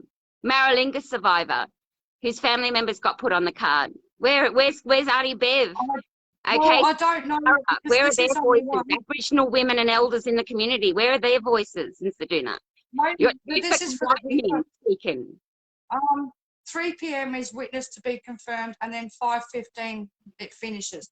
Now, let me go to the others and see if they've got any other speakers for the others lined up, because we might find other people there, okay? I don't drink, but thanks for the thought. My mind's pretty much focused on the Senate vote. All of this is performing and performative, and it's necessary in some degrees, but it's performative. And I will, my mind is very certain on the Senate vote, making sure that David Pocock has the right information or has information is really important. So the itinerary is up for Northern Territory. It starts at 3 p.m. in the afternoon. Yeah. And so you've got Traditional Credit Union up first. TCU, have you explained to people who TCU are? Well, the Traditional Credit Union, sub-branch of Indue. The Territory Credit Union is Aboriginal run and owned. Yeah. Okay. They are a community bank and the community credit union. They're good people. They do a lot good for the community, and they took on the card hoping that having an Aboriginal face and an Aboriginal supplier of the card would be easier for people in the Territory. But Indue still controls all the stuff and the money management. They just issued the card. That's all, pretty much. They've got 30 minutes. Then at 3:30, you've got the Northern Territory Council of Social Services. Miss they're against the card. Right, I presume. I don't know. 4:15. So the Northern Territory Council of Social Services have got 45 minutes to themselves. At 4:15, you've got Darwin Community Legal Service. Miss Judy Harrison, Principal Solicitor, and the Northern Territory Women's Legal Service. Right, and that's Catherine Women's and Information Legal Services. 5 p.m. via teleconference, you've got Mr. Mark Johns. I don't know who he is. Right. There's a break at 5:30. Then via teleconference, you've got Centrecare Ceduna. Centrecare, Right, Centrecare, an interesting bunch of people. Yep. Now, Jen Clary's managed to get herself on to accountable income management. Yeah. Do you know what I mean? So, I'm not too happy about that as members of AIM and ourselves. Well, Catherine is now. I actually left because too many people that were actually supporting the card have joined the fight. Joined AIM, and I can't be a part of that, so I left. Because Centrecare are actually part of the problem. Arnhem Land Progress and Aboriginal Corporation, right? So you've got Mr. Alistair King, OAM, and you've got Miss Emma Kelly, General Manager of Community Services. And then at 6:45 p.m. until 7:30 p.m. you've got Woonan Foundation, you've got Ian Trust, Yeah, Ian Trust, we knew all that. Yeah. So you've got a lot of card supporting groups coming on that day. Well, that's Darwin, okay. You notice there's no card holders in Darwin at the Darwin one. There's no card holders speaking about their experiences. Hello, isn't lived life experience the ones that are supposed to be speaking during this inquiry? That's what we were told. That people with lived experience would actually be talking about it. Ian Truss wouldn't know lived experience on the cashless debit card if it beat him. Alan wouldn't know life on the card if it beat him. At the moment, there's no program itineraries for Alice Springs or Canberra, but I know the team are working hard on it because I've had 2 calls from the Senate Secretariat today. And like, you know, they spoke to me this morning and then they rang me back this afternoon. They need to have card holders speaking because I'm telling you, all these corporations and institutes and all of these things have already had their chance to speak. And it's time that card holders were heard and heard properly by the Senate. And they're not being heard while all these we know are NLP aligned groups, Centrecare, okay, and what they did to OKM, what they've done to other people. Literally, you know, someone fleeing domestic violence was put into Ceduna, and Centrecare have ripped them a new one. They posted a sign on her front door, no drugs and alcohol here, when she arrived. This is like highlighting the fact they housed her between a pedophile and a rapist who had just got out of jail. This is a corporation that Centrecare has a nice big shiny new office in Ceduna, lots of computers, but they lock the doors at 1 o'clock because the Aboriginals might show up. Okay.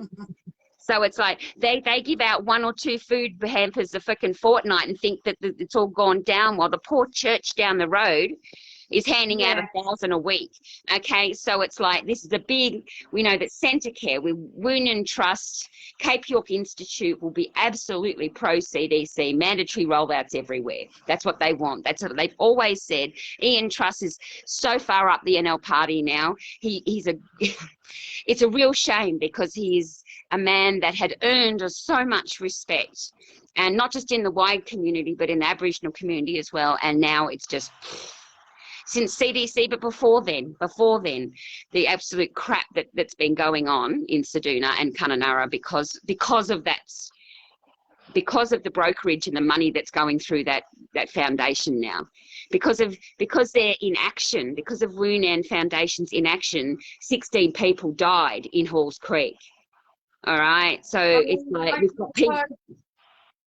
Yeah, I'm sorry. There's a lot of money going through Woonan Foundation, and the best thing that can happen to it is an audit from the Auditor General.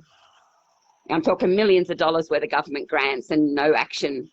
So we need, you know, there's a lot of dirty laundry I don't want to air because I want the Senate inquiry process to be pristine. I don't want anyone coming back later saying I wasn't heard. It's like you have been heard. You know, William Foundation, Such has been heard how many times now? He was having cancer at the treatment at the same time my son was, saying my son wasn't worthy of managing his own money, but for some reason it's okay for Alan to manage his own money, even though it came from the same source, the Australian government. Yeah. You know? Yeah. And it's like, I remember getting up and walking out when he spoke, and I was so angry. My kid was like, well, a current affairs posted to their page now. There's 50 comments up there already. And someone go to Say No 7 page, pinch her photograph and go and post it there. Or at least link it. Because they don't like it. They don't accept photographs anymore because if they do it from us or a link from us, they remove it. Yeah. So yeah, you know, Current Affair was speaking about sterilising us all by force. You know, not that long ago. You know, eugenics. You know, it's like they're hardly a credible news source. But just remember, everybody hates it, but it was Keith Pitt and Faye Whiffen. That's it. No one else got a chance to be in that interview. A Current Affairs interview, Catherine or any card holder or, you know, any of the actually elected town representatives at all. And I don't know why Alan Suter's got a seat at the table at all. He's had his say 3 times, and it makes me cross that he's there, that he's going to speak in Senate, because he's avidly pro-card. The cards turned our town around. Yes, a third of your population left. Of course, your town would be quiet. You know, We've got some nations if popping up on the third of page. Melbourne moved out, town would be a lot quieter as well. Yeah. Oh, we've got some. After COVID, it some, was really quiet for a while. We got rid of some of them up north. So some idiot here says, wow, buy it now, pay later from welfare. Is that what some people are doing? If it's cut, it's off. ASAP taxpayer money shouldn't be used for anything It's not other than taxpayer money. Hello. Yeah, Government spending is relying on your taxation. Your What do you taxation call, I mean, is solely for the control of inflation. That's it. Sorry. basic needs in food. I mean, honestly, people were using Afterpay for basic needs called buying children's clothing, Yeah. right? Buying a Right, computer. close. for Oh my God, school. how dare they? Yeah. You know, Yeah, it's just, you know, the evaluation has shown that crime went up. Okay, it's shown that stress went up. It's shown that that 85.4% no positive impact after 6 years of trials. Come on, it's time to to stop kicking the dead horse. And it's not taxpayers' money. The minute it leaves consolidated revenue and hits your account, it's no longer taxpayers' anything. And it's you know, taxation exists for inflation control, and every government economist will tell you the same thing. You know, government spending is not reliant on taxation. Otherwise, the NLP would never have put us in the debt that we're in. They kept lifting the ceiling and the ceiling and the ceiling. And this is what happens. Inflation goes out of control, and they knew that doing that would push inflation through the roof. You know, we've got $1 trillion debt with nothing to show for it. I think that's what most people are pissed off about. $1 trillion in debt with nothing. If we had something to show for it, it'd be worth it. You know, if we got beautiful new public schools and all of this shit, but we haven't. We've got a lot of very well-paid corporations, and that's about all. But there is, yeah, you're absolutely right, Julie. There is no explaining to the uneducated and ignorant. You know, this is why I'm not wasting my time anymore. I don't know why he mentioned Melbourne. Oh, I don't know, but I'm in Melbourne and Catherine's in Hinkler. I'm in Melbourne. Yeah, well, I was in Hervey Bay when all this went down. He kept saying I was from National Socialist in Sydney. Apparently, He seems to think I'm from Sydney. Right? And when I fronted him in his face, I lived at 130 Truro Street, Hervey Bay. You know, it was like, seriously, Keith, I'm a constituent. Do you know what I mean? Yeah. And when we went there to knock on his door was locked, and it stayed locked to card holders and their representatives and advocates for the last 3 years. Every time we've sent people around, they can't get in, they can't get an appointment, they can't get the sit down, they can't talk. A group of 4 women and their children cornered him during his election and told him the truth, and we've got it on video, so we know he has damn well heard about the problems with the card and just chose to do nothing about it. But the worst thing, I think, was the fact that mum had to go to press and say that my son has just ended his life, and Mr. Pitt said nothing. Mr. Pitt said nothing about the 9 other deaths in Hinkler as well. Okay. But we've got press, and this woman had to go to her press and say the community's in distress because Pitt did nothing. Not even a condolence note, not even a mention, not even a word about anyone who has died. And there's been people died in East Kimberley, people died in Ceduna. One man died in Ceduna a week after the card rolled out. All right, so they've been dying since the very beginning. Cardholders have been ending their lives, and it's disgusting that no member of parliament has even mentioned it from the floor because they're too afraid of admitting culpability, that a program that they installed, that they've modified, that they've forced onto people is driving people. After robo-debt, they're terrified of legal implications now, and it's wrong. 2017 public hearing in Kalgoorlie, they admit WA Aboriginal Services head there. She actually said there's been multiple suicides and cases of self-injury, but they also said more that if you read her testimony, you know, this cyclical grief that's constantly happening as these programs are pushed out and out on test bedded on Aboriginal communities. You know, and it's like they're being used as test beds for everything. And it's absolutely true, absolutely true. Okay. Well, Sydney, neither Catherine or I are in Sydney. I think we have one representative from one group, the Western. We have Amanda Tesla Sering is in Sydney. She runs the page for Sydney, Western Sydney, and that's it. You know, so But that's she's one not. person we have in Sydney. There is a no card activist group in Sydney, but they're not related to us. They're a different group. Not related. So, and they're an Aboriginal run group. So it's not us. It's it's Blacktown. There's a group in Blacktown that have done amazing protests, and they're fantastic. But they do need to be held accountable. They're here saying that ALP should be held accountable for rising crime. Crime has risen under the card. Crime has risen, DV has risen, and I've got the newspaper clippings to prove it. You know, it's not like it's old news. ICE has moved into all the communities now where alcohol was banned. You know, it's like, well, there you go. You know. Hi, Kerryn. How are you, sweetheart? Can't wait to hear from you. And guess what?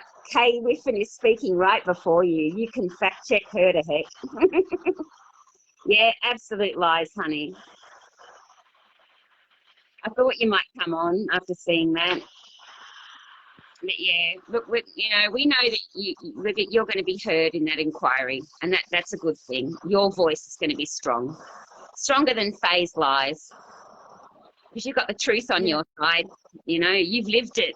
Faye hasn't. She hasn't even helped a single card holder. That community reference group has had no card holders. No card holders. They've never once interacted or put out a call for card holders to send them all their problems, or acted like a reference group. They've never done that. It's all business people that have been appointed. A couple of chosen community services that are also Liberal supporting. Two of them are Liberal supporting groups. One's actually backed off, I've noticed, because they realised that there was problems. But, it's all bullshit. It's all politics and face-saving, performative art. Kerryn, I'm sending you an invite. Hi, Amanda. The other Amanda. We've got so many Amandas now, it's not funny. Hi. Hello. Hello. Mate, I ground my teeth through Keith Pitt speaking, but as soon as that goddamn dragon opened her mouth, I threw my phone across the bed and I've gone, you are so full of shit. Oh. And now I'm looking for a filter so I can roll the smoke because I need one. Fuck. I know, it's so hard, isn't it?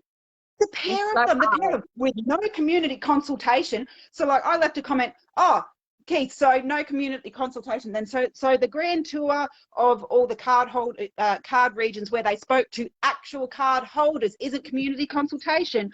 Oh, wait, I mean, they didn't go around and talk to cherry-picked pro-carders with a vested financial interest in keeping the card. Gotcha, mate. Fucking idiot. Yeah, sorry. I think Keith's having relevance dysfunction, he's trying to stay relevant, and he's not. He has to remember he's not in government anymore, and his government didn't consult with ALP and, before they did what they did. They just said it's happening, Found them. Now I've got to find them. Listen, I'm going to let you go so I can watch you guys talk, okay? I just want to say thank you everyone for keeping on supporting us. Please keep continuing to do so. And Kerryn, I'll be watching you on Tuesday, okay, babe? Yeah, awesome. Good luck. And you too, Bye. Catherine. Hey? All right. Oh, jeez. Wow. I've never known. There's 3 people that really grind my gears. Actually, no, I lied. There's 4.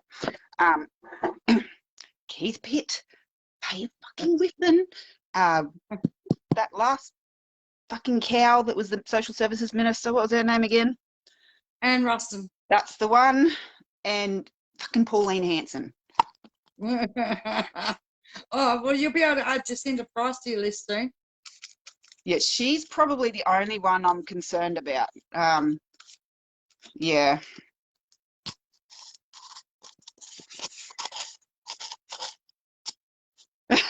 Well, really? Okay, hang on. So I forgot to say the the committee that's going to be there, do you know what I mean? Yeah. That you'll be speaking to, is Senator Janet Rice is the chair. Yeah. Hang on, I've got to find Miss Scribbles. Oh, what have I done? I've got to find Miss Scribbles. Hang on a minute. Have I even got the right book?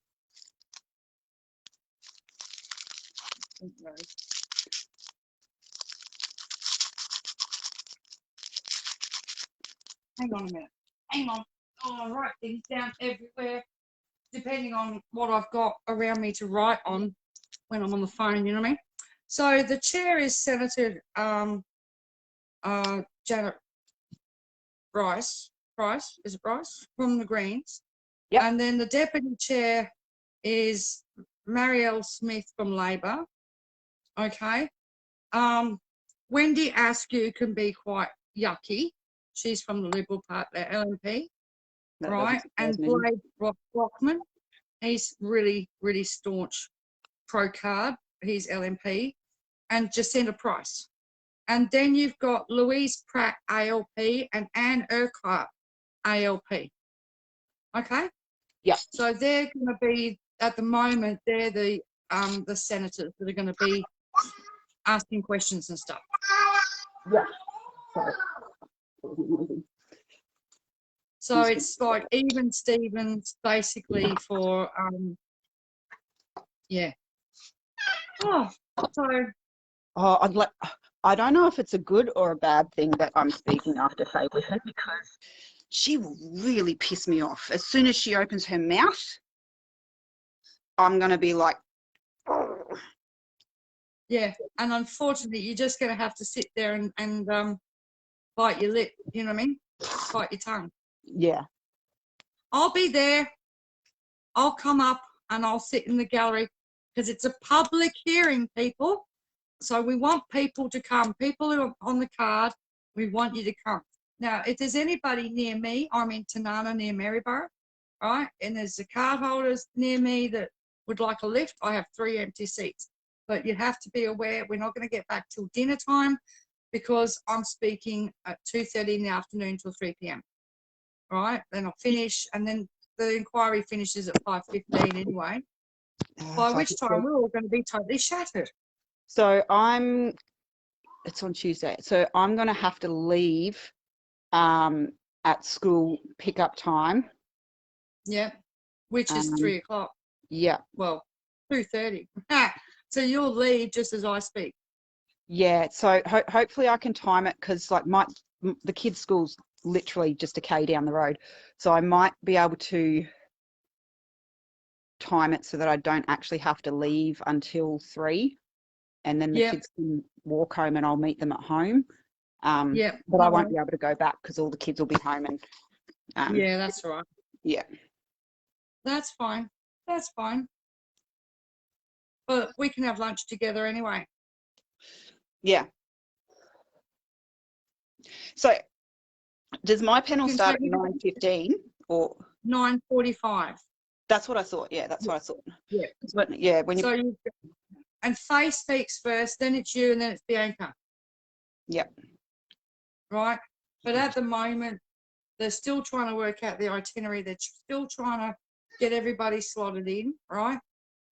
Darwin looks to be just very small compared to what it was. Do you know what I mean? I would love to debate Faye Whiffen on the bloody card. I would love to tear that woman to fucking shreds. I really would. Oh. Well, I've never spoken to her, but I saw her before the election up at Howard Markets. I hadn't been there since the card rolled in. Yeah. And I went up there to see Jason Skanes, and and I was really hungry, and I was looking around at the food, and then I realised, no, I'm not putting $1 in her community. Not putting $1 in her pocket. I'll wait. I'll get some food elsewhere. Do you know what I mean? But she saw me, and as soon as she made eye contact with me, she went, head down. and walk Yeah. past me. You know why? Because she knows she should be ashamed of herself. Mm-hmm. Yeah. Oh, well. Like, is she really that vile of a person that she believes all this bullshit that she's spouting? Or is she just completely in the LMP's, as in Keith Pitt's freaking pocket? Like, I don't I don't understand how people can be so fucking horrible. I don't know. I don't know either. I don't know, you know. But she is of the opinion that people on welfare should only have vouchers and no access to cash at all. Wow. She said that in her first Senate inquiry, right? That she'd seen in America 20 years ago. She's like a throwback to fucking colonial England. No, she's worse because she wants the Americanized system. Ugh. Where you're degraded completely and you get a wealth. See, they have the SNAP program and they have vouchers. They don't actually get, they do get some money, but then their housing is paid separately, right? So they don't get that in money to pay for it themselves. If they're allocated housing benefit, it's paid for them. Do you know what I mean? On the 28-day cycle. Oh, really? Stuffed everybody up here, but they work on a 28-day cycle in America. Yeah. Right? We don't. We have 31 days in the month and we work on a fortnightly cycle. So my phone may die, but if that happens, I'll jump on my iPad. You know, Hanson's not one to trust with. Hanson's already made it very clear she supports the card and wants it rolled out further. She already said that last week. Seriously. Hello. She's so cute. She's helped herself to the school snacks. No. Oh no. Not. You've got 3 in your hand there. No. Far out. I'll leave my room for 5 minutes. And she's raided everything. She's so cheeky. Like, it's in her mouth and it's got that lovely smile. Yeah, look at that. Yum. Sugar. I'm not sleeping tonight, Mum. Oh, boy. She's gorgeous. Dear, oh dear. I did the ring around for housing again today. There is 0 emergency housing in the entirety of Queensland. And even though I've been on the housing wait list for 3 years for Housing Commission, still nothing. There's nothing. There's nothing. And I don't think there's going to be for a long, long time because I have 5 children, I have to go for a 4-bedroom house. And there is, like, the lady on the phone said, we very, very rarely have turnover on 4-bedroom houses. So maybe you need to go to the media. It seems to be the only way to get help. Yeah, You know make enough noise that somebody goes, oh, I better pay attention. You know, because that's what I've seen other people doing, and they've ended up getting offered housing, albeit private rental or whatever, but they've ended up getting something. Do you know what I mean? Yeah. But it's just ridiculous. The housing crisis is just. Oh, well, I went down the main street today to Bus Park, which is like at the Civic Centre there, where they do the big Christmas tree and all the lights and crap every year. And there was 2 tents. One was in the actual park and one was in the church behind the park. And people are just sleeping in tents down the main street. Yeah. You know, and then you've got all your people in the shop fronts. Like it's really gone out of control here. Like, I mean, I pretty much grew up here from the age of about, in the area from the age of 8. I was in Gingin until I was 13, and then I was in Bundy. Yeah. And like, you'd rarely, if ever, see someone sleeping at rough. And now it's like every second or third shop front, there's families sleeping in tents underneath the bridge. You know, like it's gone insane. When I came up last time, you know, as you come in to Bundaberg and you come past the airport, and you come in, you've got that on the left-hand side, there's like you can pull in there. Yeah. I saw that was full, and I saw somebody with big tarps up over their stuff. And I was like, oh my God. And it was just tent city. Yep. Out there. You know what I mean? And I was tempted to stop and ask if anybody was on the card, but I didn't want to intrude. Yeah, yeah. But yeah, it's just shocking. It really is. So there was a question there to you. Chris was asking you, how has the stress level been from when you've been off the cards? Because it's about 6 weeks now, isn't it? 5 weeks, 6 weeks. Four actually, almost exactly. Four. Yeah. All right, 4 weeks. So financially, it's been great. You know, like I've got my freedom back. I can, you know, do whatever the hell I want, whenever the hell I want. Not that I've really utilized that freedom. But honestly, I've had a lot of other stresses, like my car has just been deemed a total loss from when I tried to go out to take photos, and the nav bitch sent me on a wild goose chase and I ended up getting bogged. So the car's completely wrecked. I have got a hire car at the moment through my insurance company, but I also just heard back from them that the car was only insured for the value of $5,000. And then when you take out all the rest of the crap that they take out when you get a claim, they will only be giving me 3,000 and something, which then goes to the car finance company to pay off the remaining 5,000 of the debt, and I'm still left with $1,100 owing to the car company. And the finance company that I originally got the loan through got back to me and said that they were only willing to finance me $5,000 to get a new car, which is impossible because I need a 7-seater, and I've looked through all of the Brisbane used car yards, and the cheapest car I could find was $9,999. So I'm not stressing too much about that yet because I do still have the hire car, but once the hire car has to go back, it's going to be a completely different story. I've got a question. With your car through Money for 3, how can the insurance company underinsure it when the car's on finance? It should have been insured for the $8,500. $8,500. So what? Yeah, that just smells wrong, doesn't it? Yeah. And I thought that when the car's deemed a total loss, that I take the plates, I take them back in, because I only just, like a week or 2 weeks before I stuffed the car, I'd only just paid for 6 months registration, and it's got 4 brand new tyres on it. So I thought I'd at least be able to get the money back for the registration and the plates and the CTP. No, can you please get her to stop knocking on the door? The car insurance company keeps all that. Oh, what? Yep. But you paid it. I know. So the way they explained it is they're basically buying my car as is, and I'm just like, oh, well, I'll just go to the car yard and take the brand new tyres and the plates off. There's the car as is. But yeah, so that's unfortunate. If that hadn't have happened, I would have been on easy breezy street. The only other stress I've got is trying to find housing. But I'm also, Missy, can you stop that, please? Get out of the school snacks. I love it. Well, no, you just don't touch, okay? I buy like a month's worth of school snacks every fortnight, and guaranteed they're gone by like a week and a half. Anyway, so yeah, I'm not too stressed about that either, as I do have a little bit of time between now and when I have to be out, but I'm not going to find a place, you know, like it's going to take all the planets aligning and a miracle of God for me to get a freaking house. So that's kind of like, that's future Kerryn's problem.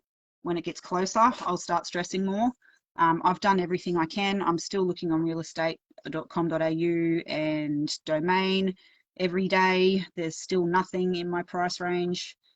So, you know, it's like I've done everything I can do. There's nothing more I can do. So I'm trying not to stress myself out over it. But yeah, if it wasn't for the car, you know, things would be pretty cruisy. I've been able to take up a new hobby. I did buy a macro lens when I started my business to do close-up detail product photography. And it's just been sitting there. Like, I've already taken all the photos of my stock and stuff like that. So it's just been sitting there, and I'm like, oh, well, I need something other than hockey because the hockey season's ending soon. So I started taking photos, and I've found that I really like taking photos of bugs. Really close-up photos of bugs, so you can see their eyes and all the funky details. Yeah, they look cool. I've seen them on the ones you posted. They look really cool. Yeah. It's so frustrating though, because on Facebook, like there's one I posted of a fly, and on my laptop and on my iPad, you can see every little freaking detail in its eye. But as soon as you put it up on Facebook or Instagram, you lose most of that detail. And I'm like, it doesn't look anywhere near as cool now. Try put it on TikTok, see if the resolution is different for TikTok. Yeah, a mate of mine who's a photographer said that TikTok's resolution is probably the best out of all the social medias for photography. Mate, I can comfortably afford 350 is really good. I can stretch it to 380, maybe even 400. But if I'm having to pay 400 a week in rent, it would be difficult. It would put strain on me. I could do it, but it would be very stressful. And when it comes to cars, yeah, that's a whole nother kettle of fish. I'm hoping that a friend might be able to help me out, but I can't contact him because he's out at sea at the moment. So, yeah, I love it, Julie. I love it. Like, so the way I wrecked my car was the first trip I decided to take out to a nature reserve to take macro photos.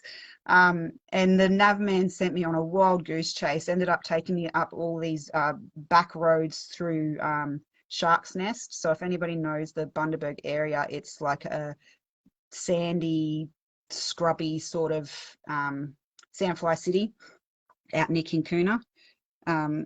Yeah, that was really stressful. That was because nobody could find me, and I sent my mum my location standing right next to my car, and Google Maps sent her God knows where, because she's like, I'm right where the map says you are, honk the horn, and it's dead quiet out there, and I'm sitting on the horn, and she couldn't hear me. Took her 3 hours to find me. Bloody hell. Yeah. Oh, was it? That wouldn't surprise me, hey. That wouldn't surprise me, because Google Maps just it was crap.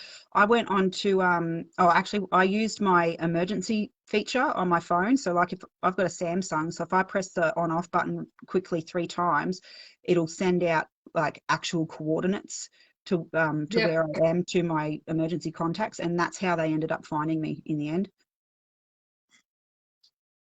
Yeah, jeez. I wonder if I can get compensation from Google Maps for screwing my car. If only. It got you bogged. Yeah. But yeah, so. But yeah, life off the card's been really good. Like I look at it this way: if I was still on the card and I was having to deal with all of this crap, wait, mate, because like now I can squirrel away whatever I can. I mean, it's going to take me forever, but I can do that. I can squirrel away whatever I've got left over. Sorry. You know, and I can be creative with how I pay for things. So if I need extra cash for whatever, I have other options available to me to sort of move things around and free up some cash, basically, where I couldn't do that when I was on the indue card. Yeah, you can rob Peter to pay Paul. Yeah. And bounce things around like we all do. Yeah. Right? Yeah. And what I call creative banking. Yeah, exactly. Creative financial planning. Yeah, that's what I do. That's what I call it. You know what I mean? Hang on, I've got to do creative banking. We'll just do this, this, and this. And there's method in the madness, and it all comes out in the wash at the end. Exactly. Yeah. And I get what I need, bills get paid, and nobody suffers. Yeah. So I also tend to, I'm like months in advance for my phone bill. I don't pay electricity at my mum's house because it's included in my rent. But I used to be months in advance for my electricity. So if any emergencies like this came up, I knew that I had that extra money in that account that I could say, hey, I'm this much ahead. Can you refund me? Blah, blah, blah. And I've only had to do that once or twice over the years, and it was too easy. They're just like, oh, yep, no worries. We can see, like $2,000 whatever dollars ahead. So, here's your money back. Because I sent to pay most of my bills. You can't send to pay my rent, but that gets direct debited, which couldn't happen with indue. Well, I tried to make it happen with indue, but what would happen was Indue didn't always hit my Indue account at the same time. So I would each fortnight, like it was greatly different. You know, sometimes it was going at midnight, sometimes it wasn't until 10 a.m. the next day. Like it was ridiculous. So the real estate would try to take the rent out of my account, but Indue hadn't hit my account yet. So there was constant issues with that. So I'm just like, fuck this. And I ended up physically going into the real estate, which is, you know, like down the main street of town. Hey, baby. To pay my rent. Chris says he's doing a house for you in a country area. I can't really leave Bundaberg is the only problem. It's taken me years to get the mental health supports and community supports for myself and my girls. And especially where we're at the moment, I can't stop that. You know, we need it. We've finally got it, and you know, we're starting to see progress. And I just can't do it. You know, like if it was just me, not a problem, pack up and leave. But you know, I've got all of our like counsellors, doctors. My girls are linked in with community programs and stuff like that. All my friends and family are here. I've got my hockey here and all that sort of thing. I mean, I know there's hockey in other places, but yeah, we're really sort of, we need to be in Bundaberg, unfortunately. Thanks, mate. Yeah. I mean, if I had to go, no, I can't do it, because it's not like I could, you know, get a referral from our counsellors to get in to see someone else. Yeah, I'd have to go through everything. There's a lady in everything. WA, and she gets trolled all the time because where they were living, the house was sold out from underneath them, and one of her children has 5 pediatric specialists. Yeah. There's 3 meetings, 3 appointments a week. All 5 pediatric specialists work together, right? And they're all there. Do you know what I mean? Yeah. People kept saying, why don't you move? Why don't you move? She goes, because even if you move to another town, she's not going to be able to get the 5 lined up again and in liaison with the Perth Children's Hospital and everything set up again, you know, for like 2 or 3 years. And her child can't go without that support for that long. Her husband's got a job where they were living, but they're having to stay at their mum's place, which is 2 hours away.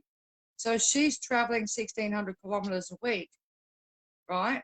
So she takes, because she's left the eldest in school where they were living because she doesn't want to uproot him there, you know.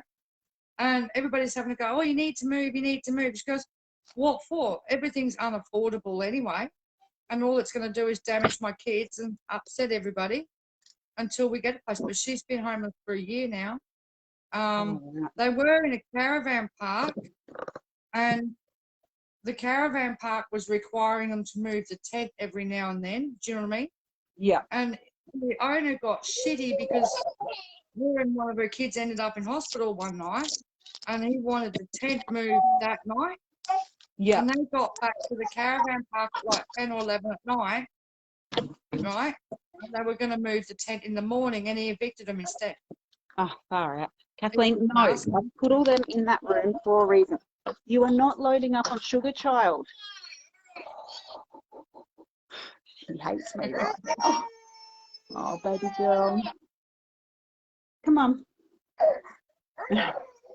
All right. I took all the sugar off her. Oh, no. You big bully.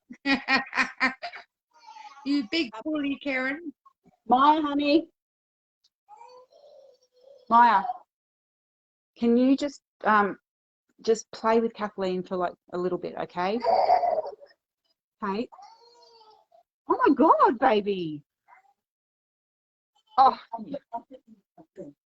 thank you. You have no idea how happy that makes me, sweetheart. Oh, you're the best. Hey, she cleaned her whole room without me asking. Oh, brilliant. Yeah. Brilliant. Yeah. Wow. That's That so good. never happens. I think I need to check to see if I've still got a pulse, because I might have died and gone to heaven. That is amazing. Maybe she's growing up a bit. Oh, I doubt that. She'll be back to being her usual teenage, mind my language, but asshole tomorrow. You got to love the teenage years. Oh well. Oh, dear. So we've had our fun and games for the night, listening to the Faye Whiffen show. Yeah. All right, let's set that Oh up. dear. Oh boy. Yeah, so like I haven't even really had a chance to enjoy not being on the card because I've had all this other shit going on as well. But yeah, it was really nice. Oh, actually, I did enjoy it a little bit because just after I got off the card, I got my family tax supplement payment, and it all went in my own bank account. So I was kind of irresponsible, but kind of not. I decided that while I had this big chunk of money, I would go out and I would buy all of the kids' Christmas presents, except for the younger two. So I got the older three, got the older three Nintendo Switches and one of those phone watches because Maya's been bugging me for a watch and she goes to high school next year. Not a watch, sorry, a phone. So I'm like, okay, well, she can get one of the phone watches for her birthday, and then if she can prove responsible enough, next year we'll get her an actual phone. Or the year after, sorry. So I got all the kids their Christmas presents, and then I decided to buy myself some photography gear because Why not? yeah, I haven't spent any money like other than, well, on myself for me. Like I've spent money on my business. I've spent a lot of money on my business. But I haven't done anything for me for a long time. So I'm like, you know what? I've got this chunk of money. I can do whatever I want with it. So I'm going to get myself some more camera gear. So that's exactly what I did. I'm kind of stewing though, because it was like a week after that I screwed the car, and I'm just like, God damn it. Oh, well, that's life. Yeah. That's life. But yeah, so the kids are all organised, which is good though, because like Christmas time is really stressful for me. Like I really don't enjoy Christmas at all. I enjoy Christmas Day, but I don't enjoy the lead up to it, and I don't enjoy afterwards, because then, you know, as soon as Christmas is finished, you take a breath and then you've got to organise back to school stuff. So like the November through to February is not a good time for me.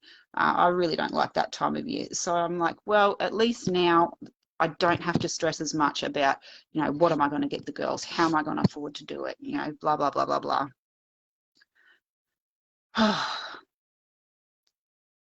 That's good. Yeah, it is. Oh, well, I suppose I better go and organise my dinner. And I'll sit here and I'll go through some more of these submissions, because they're up. The last I saw, they had 24 uploaded. So yeah, well, I actually got a phone call today, and they were just double checking that I was actually okay with mine being published with my name attached to it. And I said, look, honestly, this submission is just a copy paste of an email that I sent to Senator Rishworth. I didn't even reread it. I just copied, pasted and sent, because I didn't want to put myself through all that shit again. And honestly, I can't remember half of what I said in there. I said, but it's all, you know, it's all very precise and it's all very accurate. And I said, I know there is some things in there that are probably deeply personal, but, you know, I'm happy for it to be shared with my name attached to it, because I think it's important that these things are highlighted, and that people don't sugarcoat or brush over the bullshit that's attached to this car. People need to know the real life impacts of it. So yeah, sure. Publish it with my name attached. Go for it.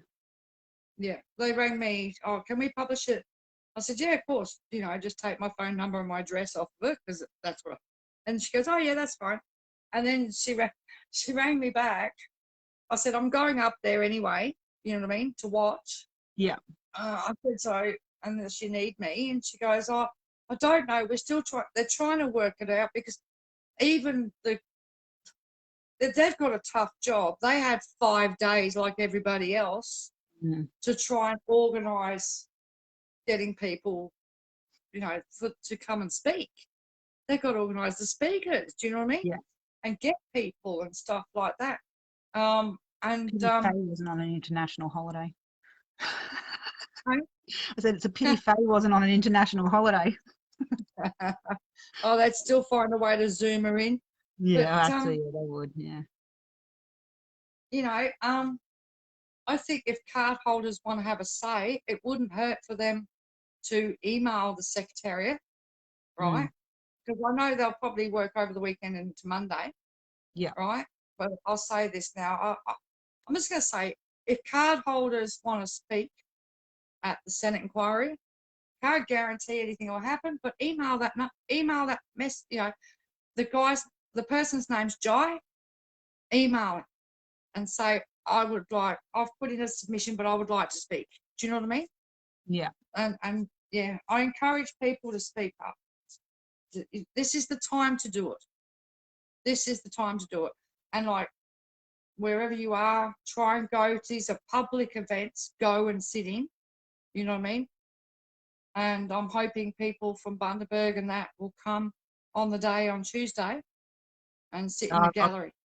Honestly, I wouldn't hold your breath.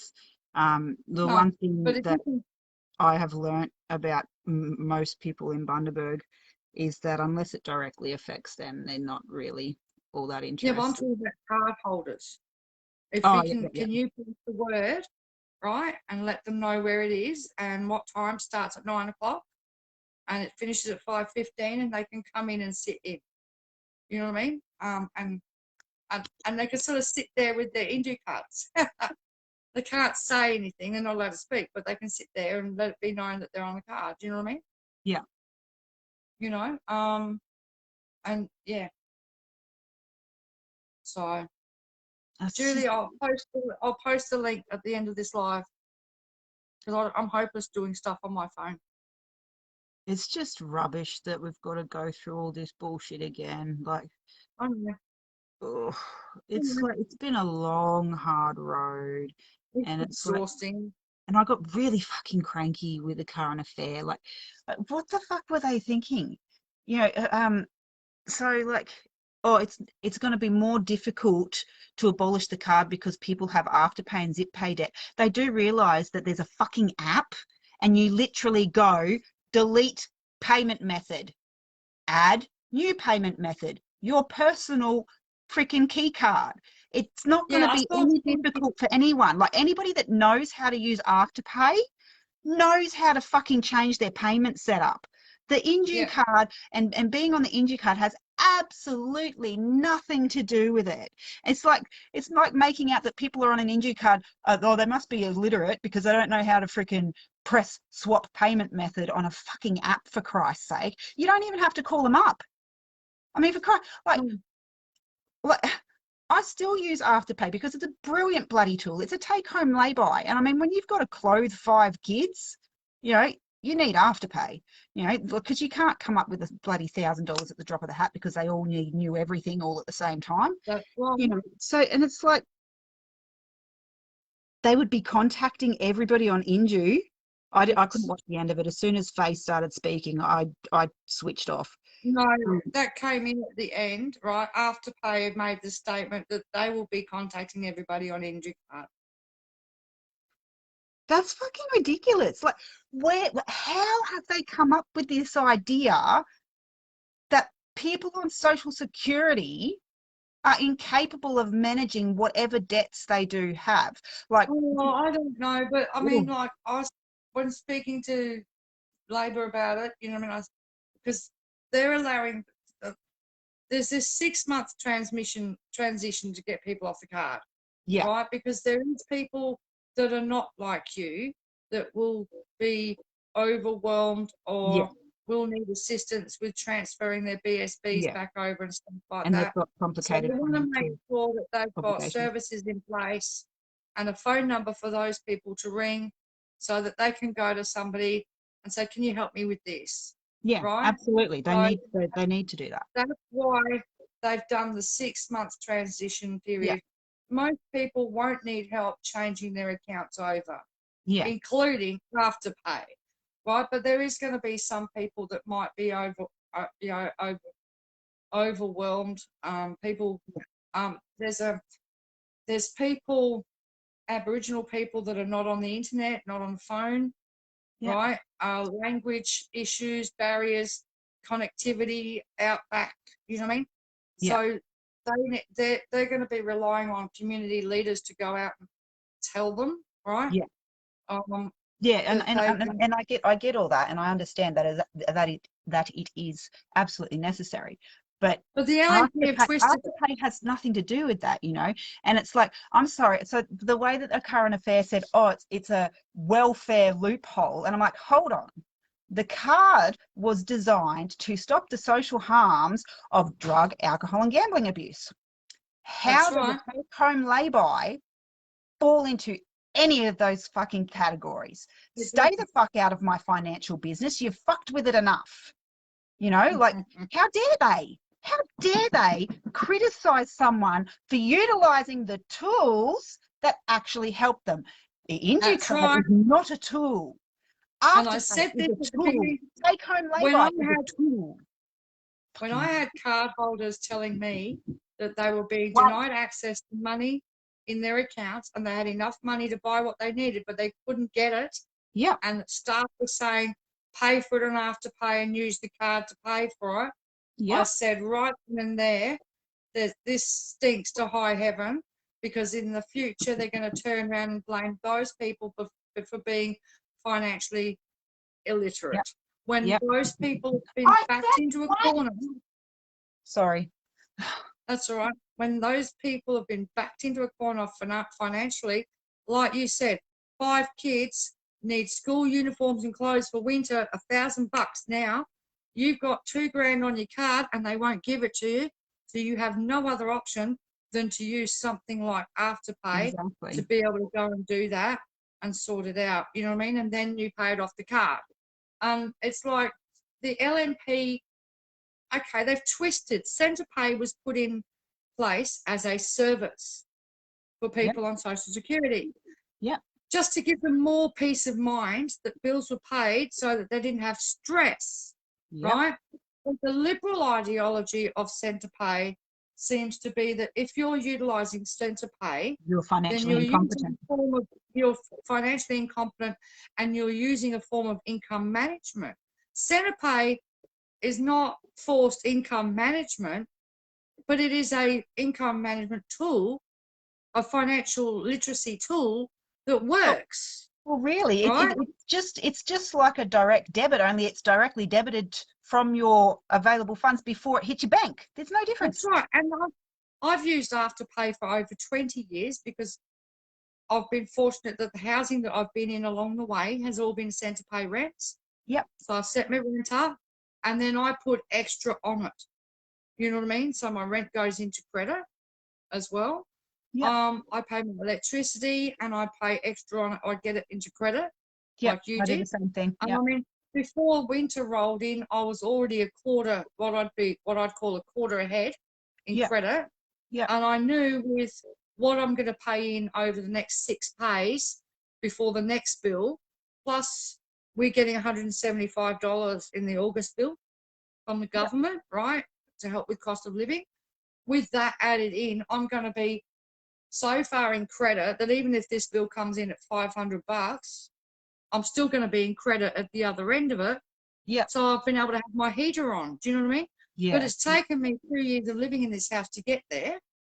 But I'm there now and I'll stay there now. Do you know what I mean? You know, and over the next 3 quarters, I'll build up more. So I won't have to worry about the stress of high electricity bills in winter. See, I don't qualify for the medical heating and cooling rebate because I don't have split system reverse cycle air conditioning, and I can't afford to put it in here. Right, and that's the only way I can get my medical electricity rebate, which is bullshit because that is designed for people on disability with medical issues. Right. So what happens down the track when I need to go on oxygen? Will I be denied my medical electricity rebate because I don't have split system reverse cycle air conditioning? That is the stipulation to get that concession. And that's like, that is ludicrous. So really, it only helps people that are in private rental or own their own home that can afford to have split system reverse cycle in the home. Do you know what I mean? Because in community or government housing, you don't have it. Now, apparently you can get it through like your OT and stuff like that, right? According to my local member, Bruce Saunders, the state government will fund it, but OTs won't approve it. They won't approve it. You know, I was very lucky. I got fans, insulation, toilet rail, shower rail, and a fold down shower seat. But that took a year of fighting to get it, you know? Yeah. You know, so yeah. Oh well, that's life. I do what I can, what belong. And I said to the minister's office, that's ludicrous, because the people that need that medical heating and rebate allowance the most are the poorest, the sickest, and if they're in community and public housing, they miss out. You know, so yeah, it's just ridiculous. There's So, drama oh, going down in the hockey chat. There's 20. I have 21 messages in the hockey chat that I need to read. And oh, that's nothing. Sometimes I open up my phone and there's like 150 messages, and I've got to scroll all the way up to the top to see what the hell's going on. But I just saw a little bit that popped up, and it's revisiting old drama. Oh dear. This is going to be interesting. I may or may not be going to hockey tomorrow, depending on what this conversation says.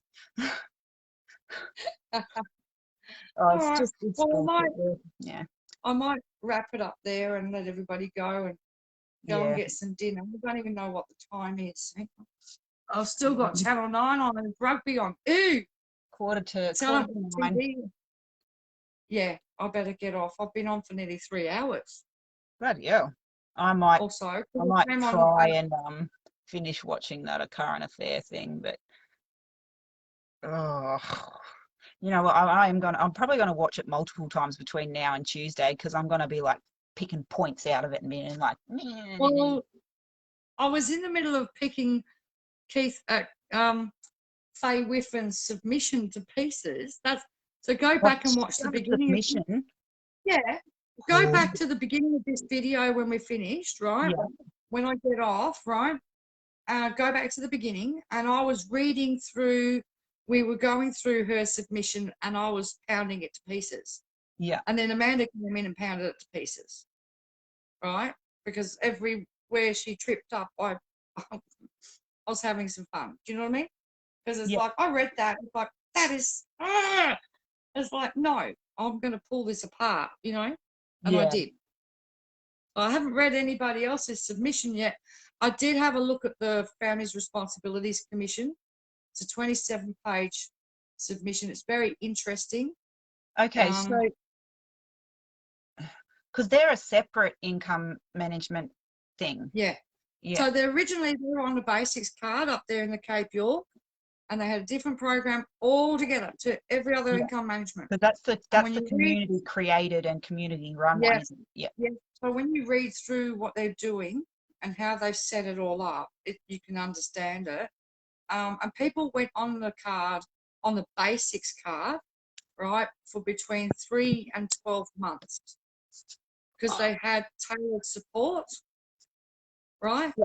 So, and then when the cashless debit card rolled in, of course, well, that changed. Do you know what I mean? They didn't want the cashless debit card. They want their Families Responsibilities Commission income management program back. Yeah. Right? And they're happy with it. Well, and they've made that expressively clear, right? So, and they'll get that back. So a lot of people are screaming, oh, but Labor's not getting rid of compulsory basics card. No, they're going to make it voluntary, but you've got to allow for communities that have the Families Responsibilities Commission set up, which is a different model, right? Have got to be able to have the autonomy to say we want to keep it. Yeah, you know what I mean? Like I personally can't understand or fathom how anybody found income management helpful, but I don't know everybody's situation either. You know, like, I mean, in the grand scheme of things, there's bound to be people that actually find it helpful. And why should any government remove that choice from them? They want this program, they find it helpful, it's not hurting them. So, like, you know, Well, and it would have been nice to have had that choice in the first place. There was You know? people originally on the basics card that went on it voluntarily. Yeah. So you have the VIM, which is voluntary income management. Yeah. Right. And then you have the CIM, which is compulsory income management. Yeah. Right. And the people that I've spoken to that volunteered for it want to keep it. Okay. Yeah. And I was absolutely stunned. It's like, why would you want this? Because when they volunteered for it, they had the freedom to get off of it Exactly. as well, right? But they had more control because they'd volunteered. This is the basics card I'm talking about, not cashless debit card. Do you know what I mean? There was one guy. And the power of having a choice, like the power that gives a person, is phenomenal. Like just taking away someone's choice, someone's freedom. It's self-determination autonomy. Yeah. You know, Carol Wilkie, yes, the cashless debit card will go because it's not the basics card. And this is what we can't get through. So the basics card at the moment isn't, it's included in this because there's lots of evidence. Because Labor is listening to who wants to keep the basics card and who doesn't after the cashless debit card's gone.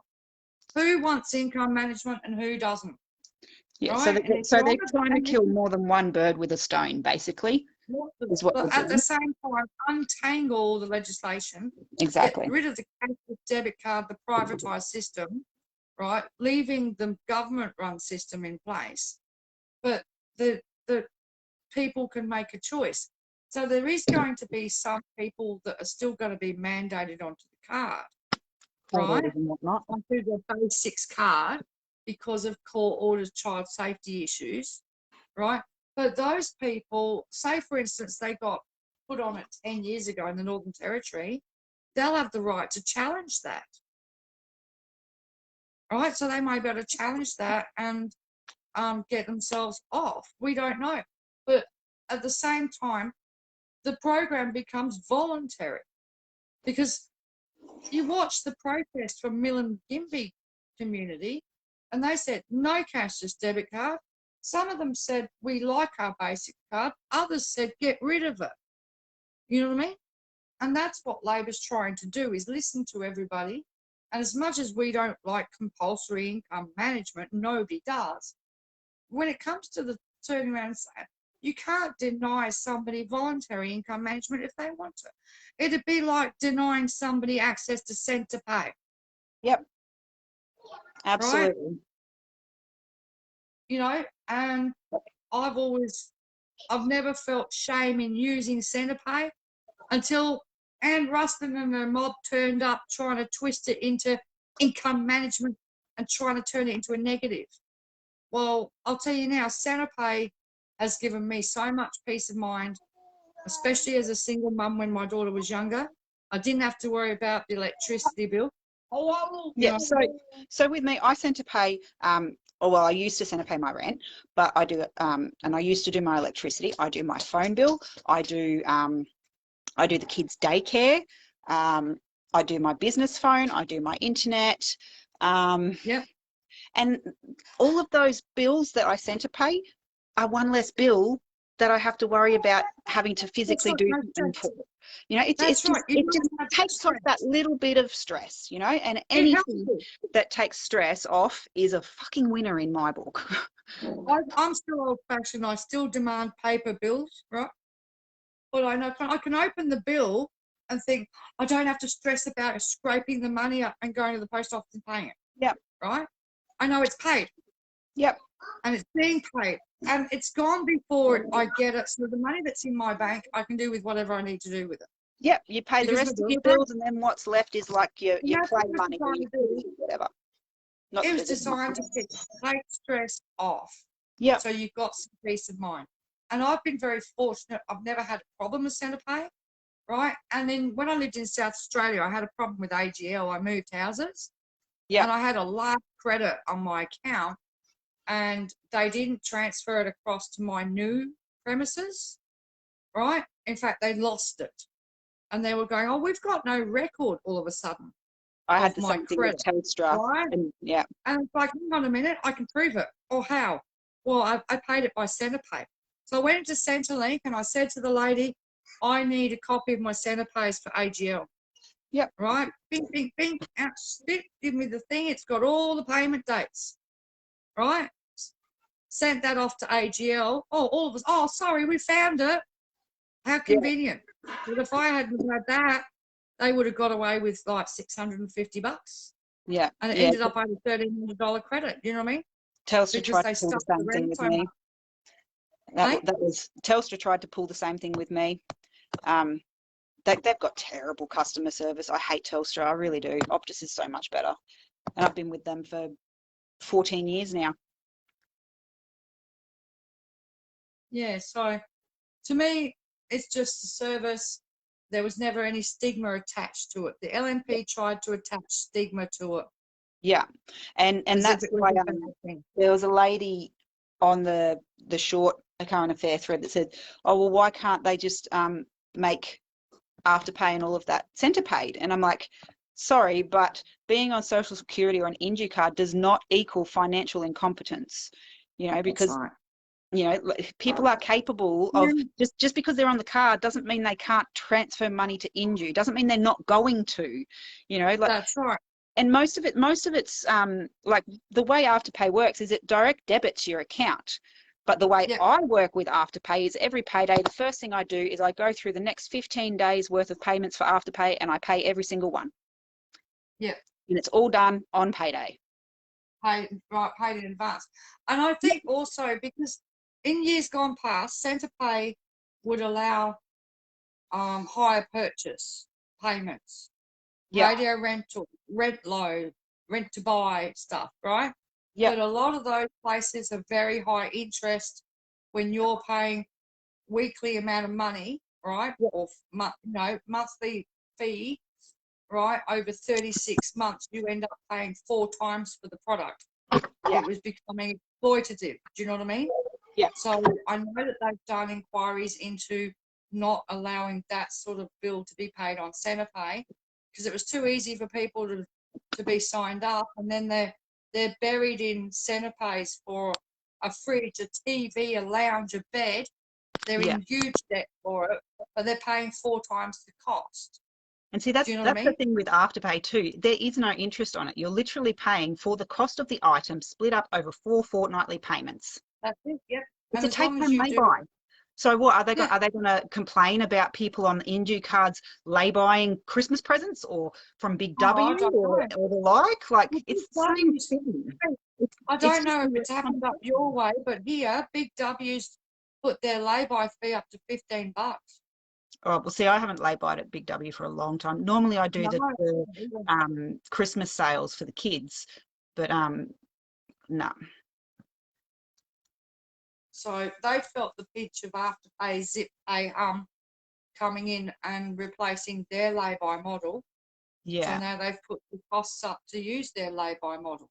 Well, that's just going to make more people.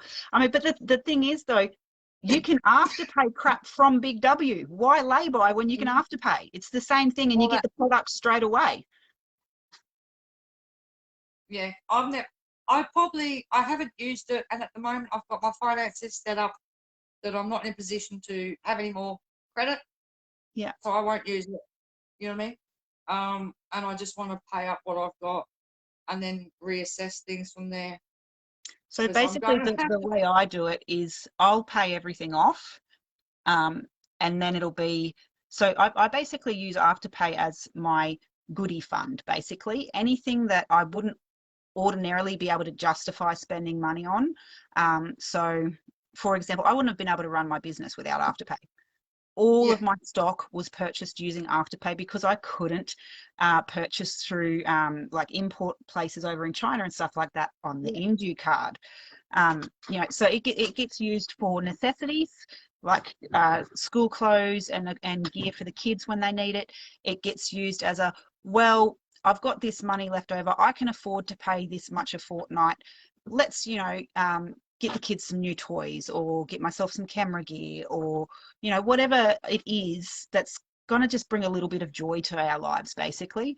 And I don't think anybody should be begrudged doing that sort of I thing see a lot of when, you know, the people. quality of life these days is so fucking shit.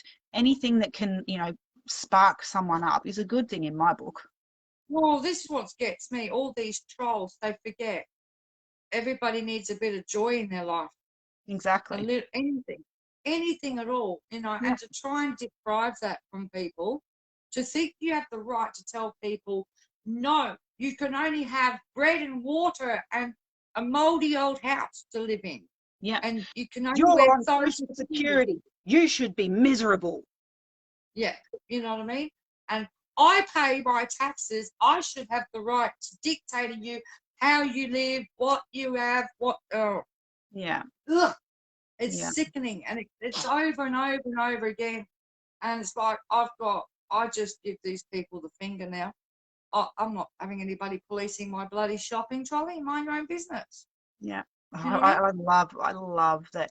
You know, like, I don't have to worry about my card declining, you know, despite money being in there. I can just, I bet that's a relief. the stress and the concern, and is Indue going to pay this? Is Indue going to pay that? Or, you know, like, oh, I can't spend this out of my cash portion just in case Indue doesn't pay this, that, or the other. Yeah. You know, Yeah. like, I can go and fill up my car without, like, worrying about the bloody card not working and then getting fucking reported as a runaway. Jodie would have to wait until she'd seen physically her insurance go out before she could buy her food shopping, right? Yeah. And that used to stress her out, because compared to when her insurance was going out of her normal account, right, it would go out the same time. Yeah. And then she would get up in the morning, she'd go shopping and not worry about overdrawing anything. Yep. But when it was all taken over by Indue, as you said, it's all over the place.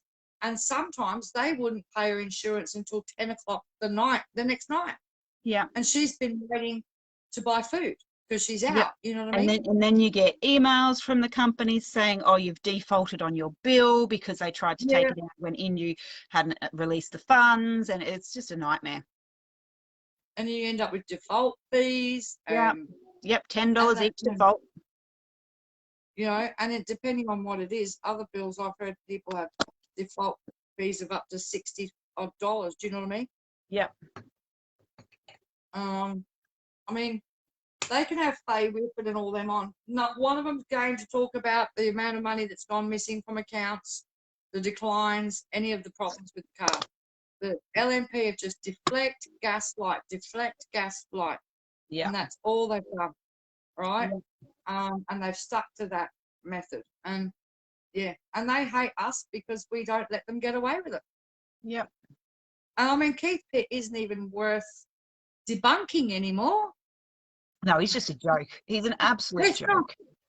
He's on the back bench. But he's like, all the way up there. Notice how it's always this. You get like 3 sentences out of that man, and they're all exactly the same 3 sentences over every fucking media thing he's done. Yeah. Oh, it's a hard but needed measure. You know, the kids are now being fed. You know, and what was the one he said tonight? Oh, whatever it was. Like, he's a broken fucking record, and he's just a joke. Yeah, because they're following the Goebbels propaganda line, right? And Murdoch, they know how to brainwash people into not even considering facts. Do you know what I mean? Yeah. Just keep saying the same thing over and over and over again. Tell the lie over and over and over again, and people will they'll dismiss the truth. Do you know what I mean? Yeah. And that's what the LNP is all about. That's all they do with everything. And now Labor's got in every portfolio. Hello, sweetie. All right, every portfolio that Labor's taken over is an absolute, it's just stuffed, right? And another thing, do you remember the announcement of the $30 million that was going to Hinkler for Impact and Kalgoorlie for the jobs thing? Yeah. Keith Pitt was on Sky News last week, I think, or something. Or I think it might have been in the chamber. He was asking, are the government going to fund that money? And it's like, hang on.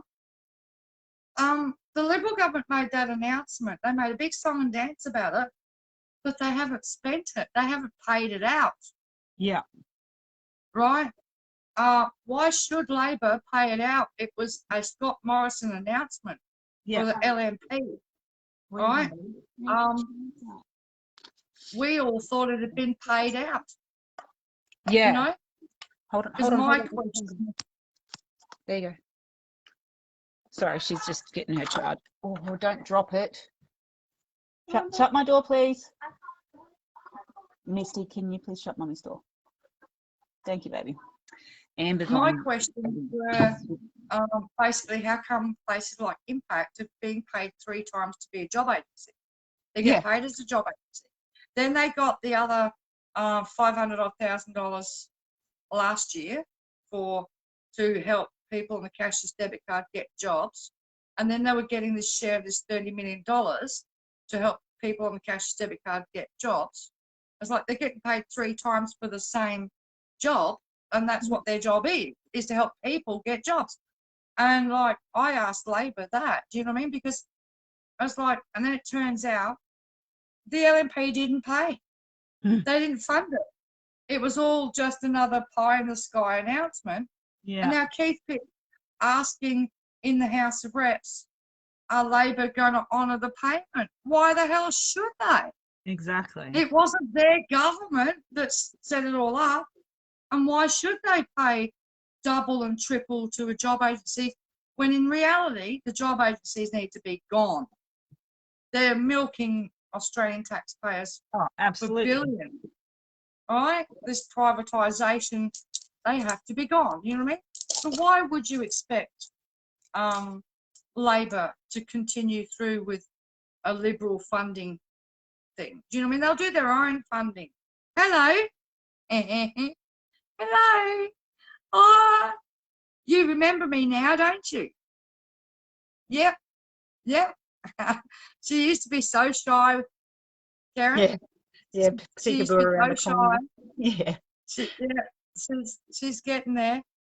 Oh well. All She's right. Well, off I to better let big everybody. school. Yeah. I've How got old to is go she anyway. now? She's How old is she she's now? 4, but she goes to prep next year. So I've got one off to Wow. big girl school, one off to big girl school, and another one in grade 7. Wow. So it'll just be me and the baby at home. That'll be different for you. It will be. It'll be quiet. Well, quieter. Yeah. Quieter. Yeah. And there'll be afternoon snoozes, so you'll have that time where she'll be. Oh yeah. Or you've Oh, got it. I love it when you know the 2 little ones are home and I'm like, do you want to have a nap with mummy? Yeah. Yes. Oh, I'm trying to break into some lollies.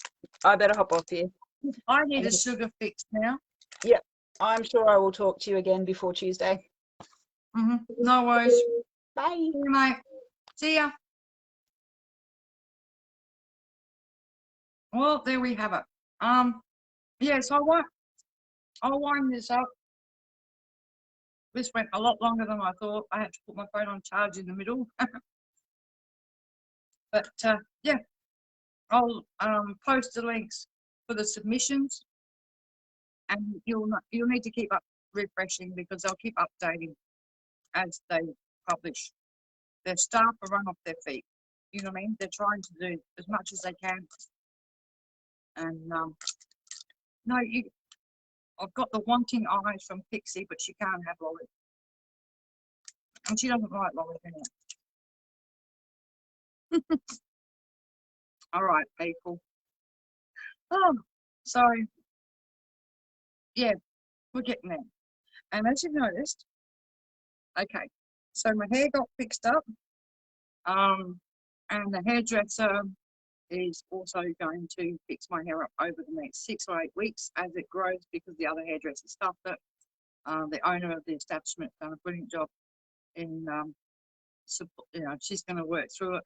I go back on the 1st of September once we've got a bit more growth, and she'll recolor it for me as well. So situation resolved from the worst haircut I ever had in my life to getting it fixed. And she did as good a job as she could do to undo the damage that the other one had done, and I'm very happy. So I'll be presentable for Canberra. You know, so oh dear. All right, guys. Well, I'm tired. I'll get off. Yeah, we're still raising the money for the accommodation and the fuel for Amanda and food for Canberra. So whatever you can chip in to help, that's fantastic. If you've already chipped in to help, thank you very much. Very appreciated. We'll just keep going the next couple of weeks. We shouldn't have a problem raising the funds. I'm pretty confident we'll get there and we'll be right. But yeah, if you can help out, the account details are on the pinned post on this page, or you'll find them on the other post as well. All right, guys, I'll talk to you later. Take care and stay warm wherever you are. And yeah, sleep well. Same to you, Grain. And I'll try and get some sleep. 4 a.m. to 6 a.m. seems to be when I'm going to sleep, which is ridiculous. I don't know why. I can't sleep until, yeah, it's just ludicrous. It's been a week of that and it's driving me nuts. It might be anxiety, I don't know, we'll see. But hopefully I can get some decent sleep on Monday night, because I need to leave here at like 7 in the morning to get up to that Senate inquiry, because I'm 112 kilometres away to drive. So I need some sleep, because by the time we get to 2:30 in the afternoon, I'm going to be ready for my nana nap. And there's nowhere to take a nana nap before I speak. It depends. It depends on who's speaking. Hang on. If there's somebody speaking that I don't want to listen to, I could probably sneak outside and go and have a 45-minute, power nap in the car so I'm ready or something. I don't know. I'll be right. I'll get my notes together and make sure that I'm ready for all the questions to come. All right. Okay, guys. See you later. Night.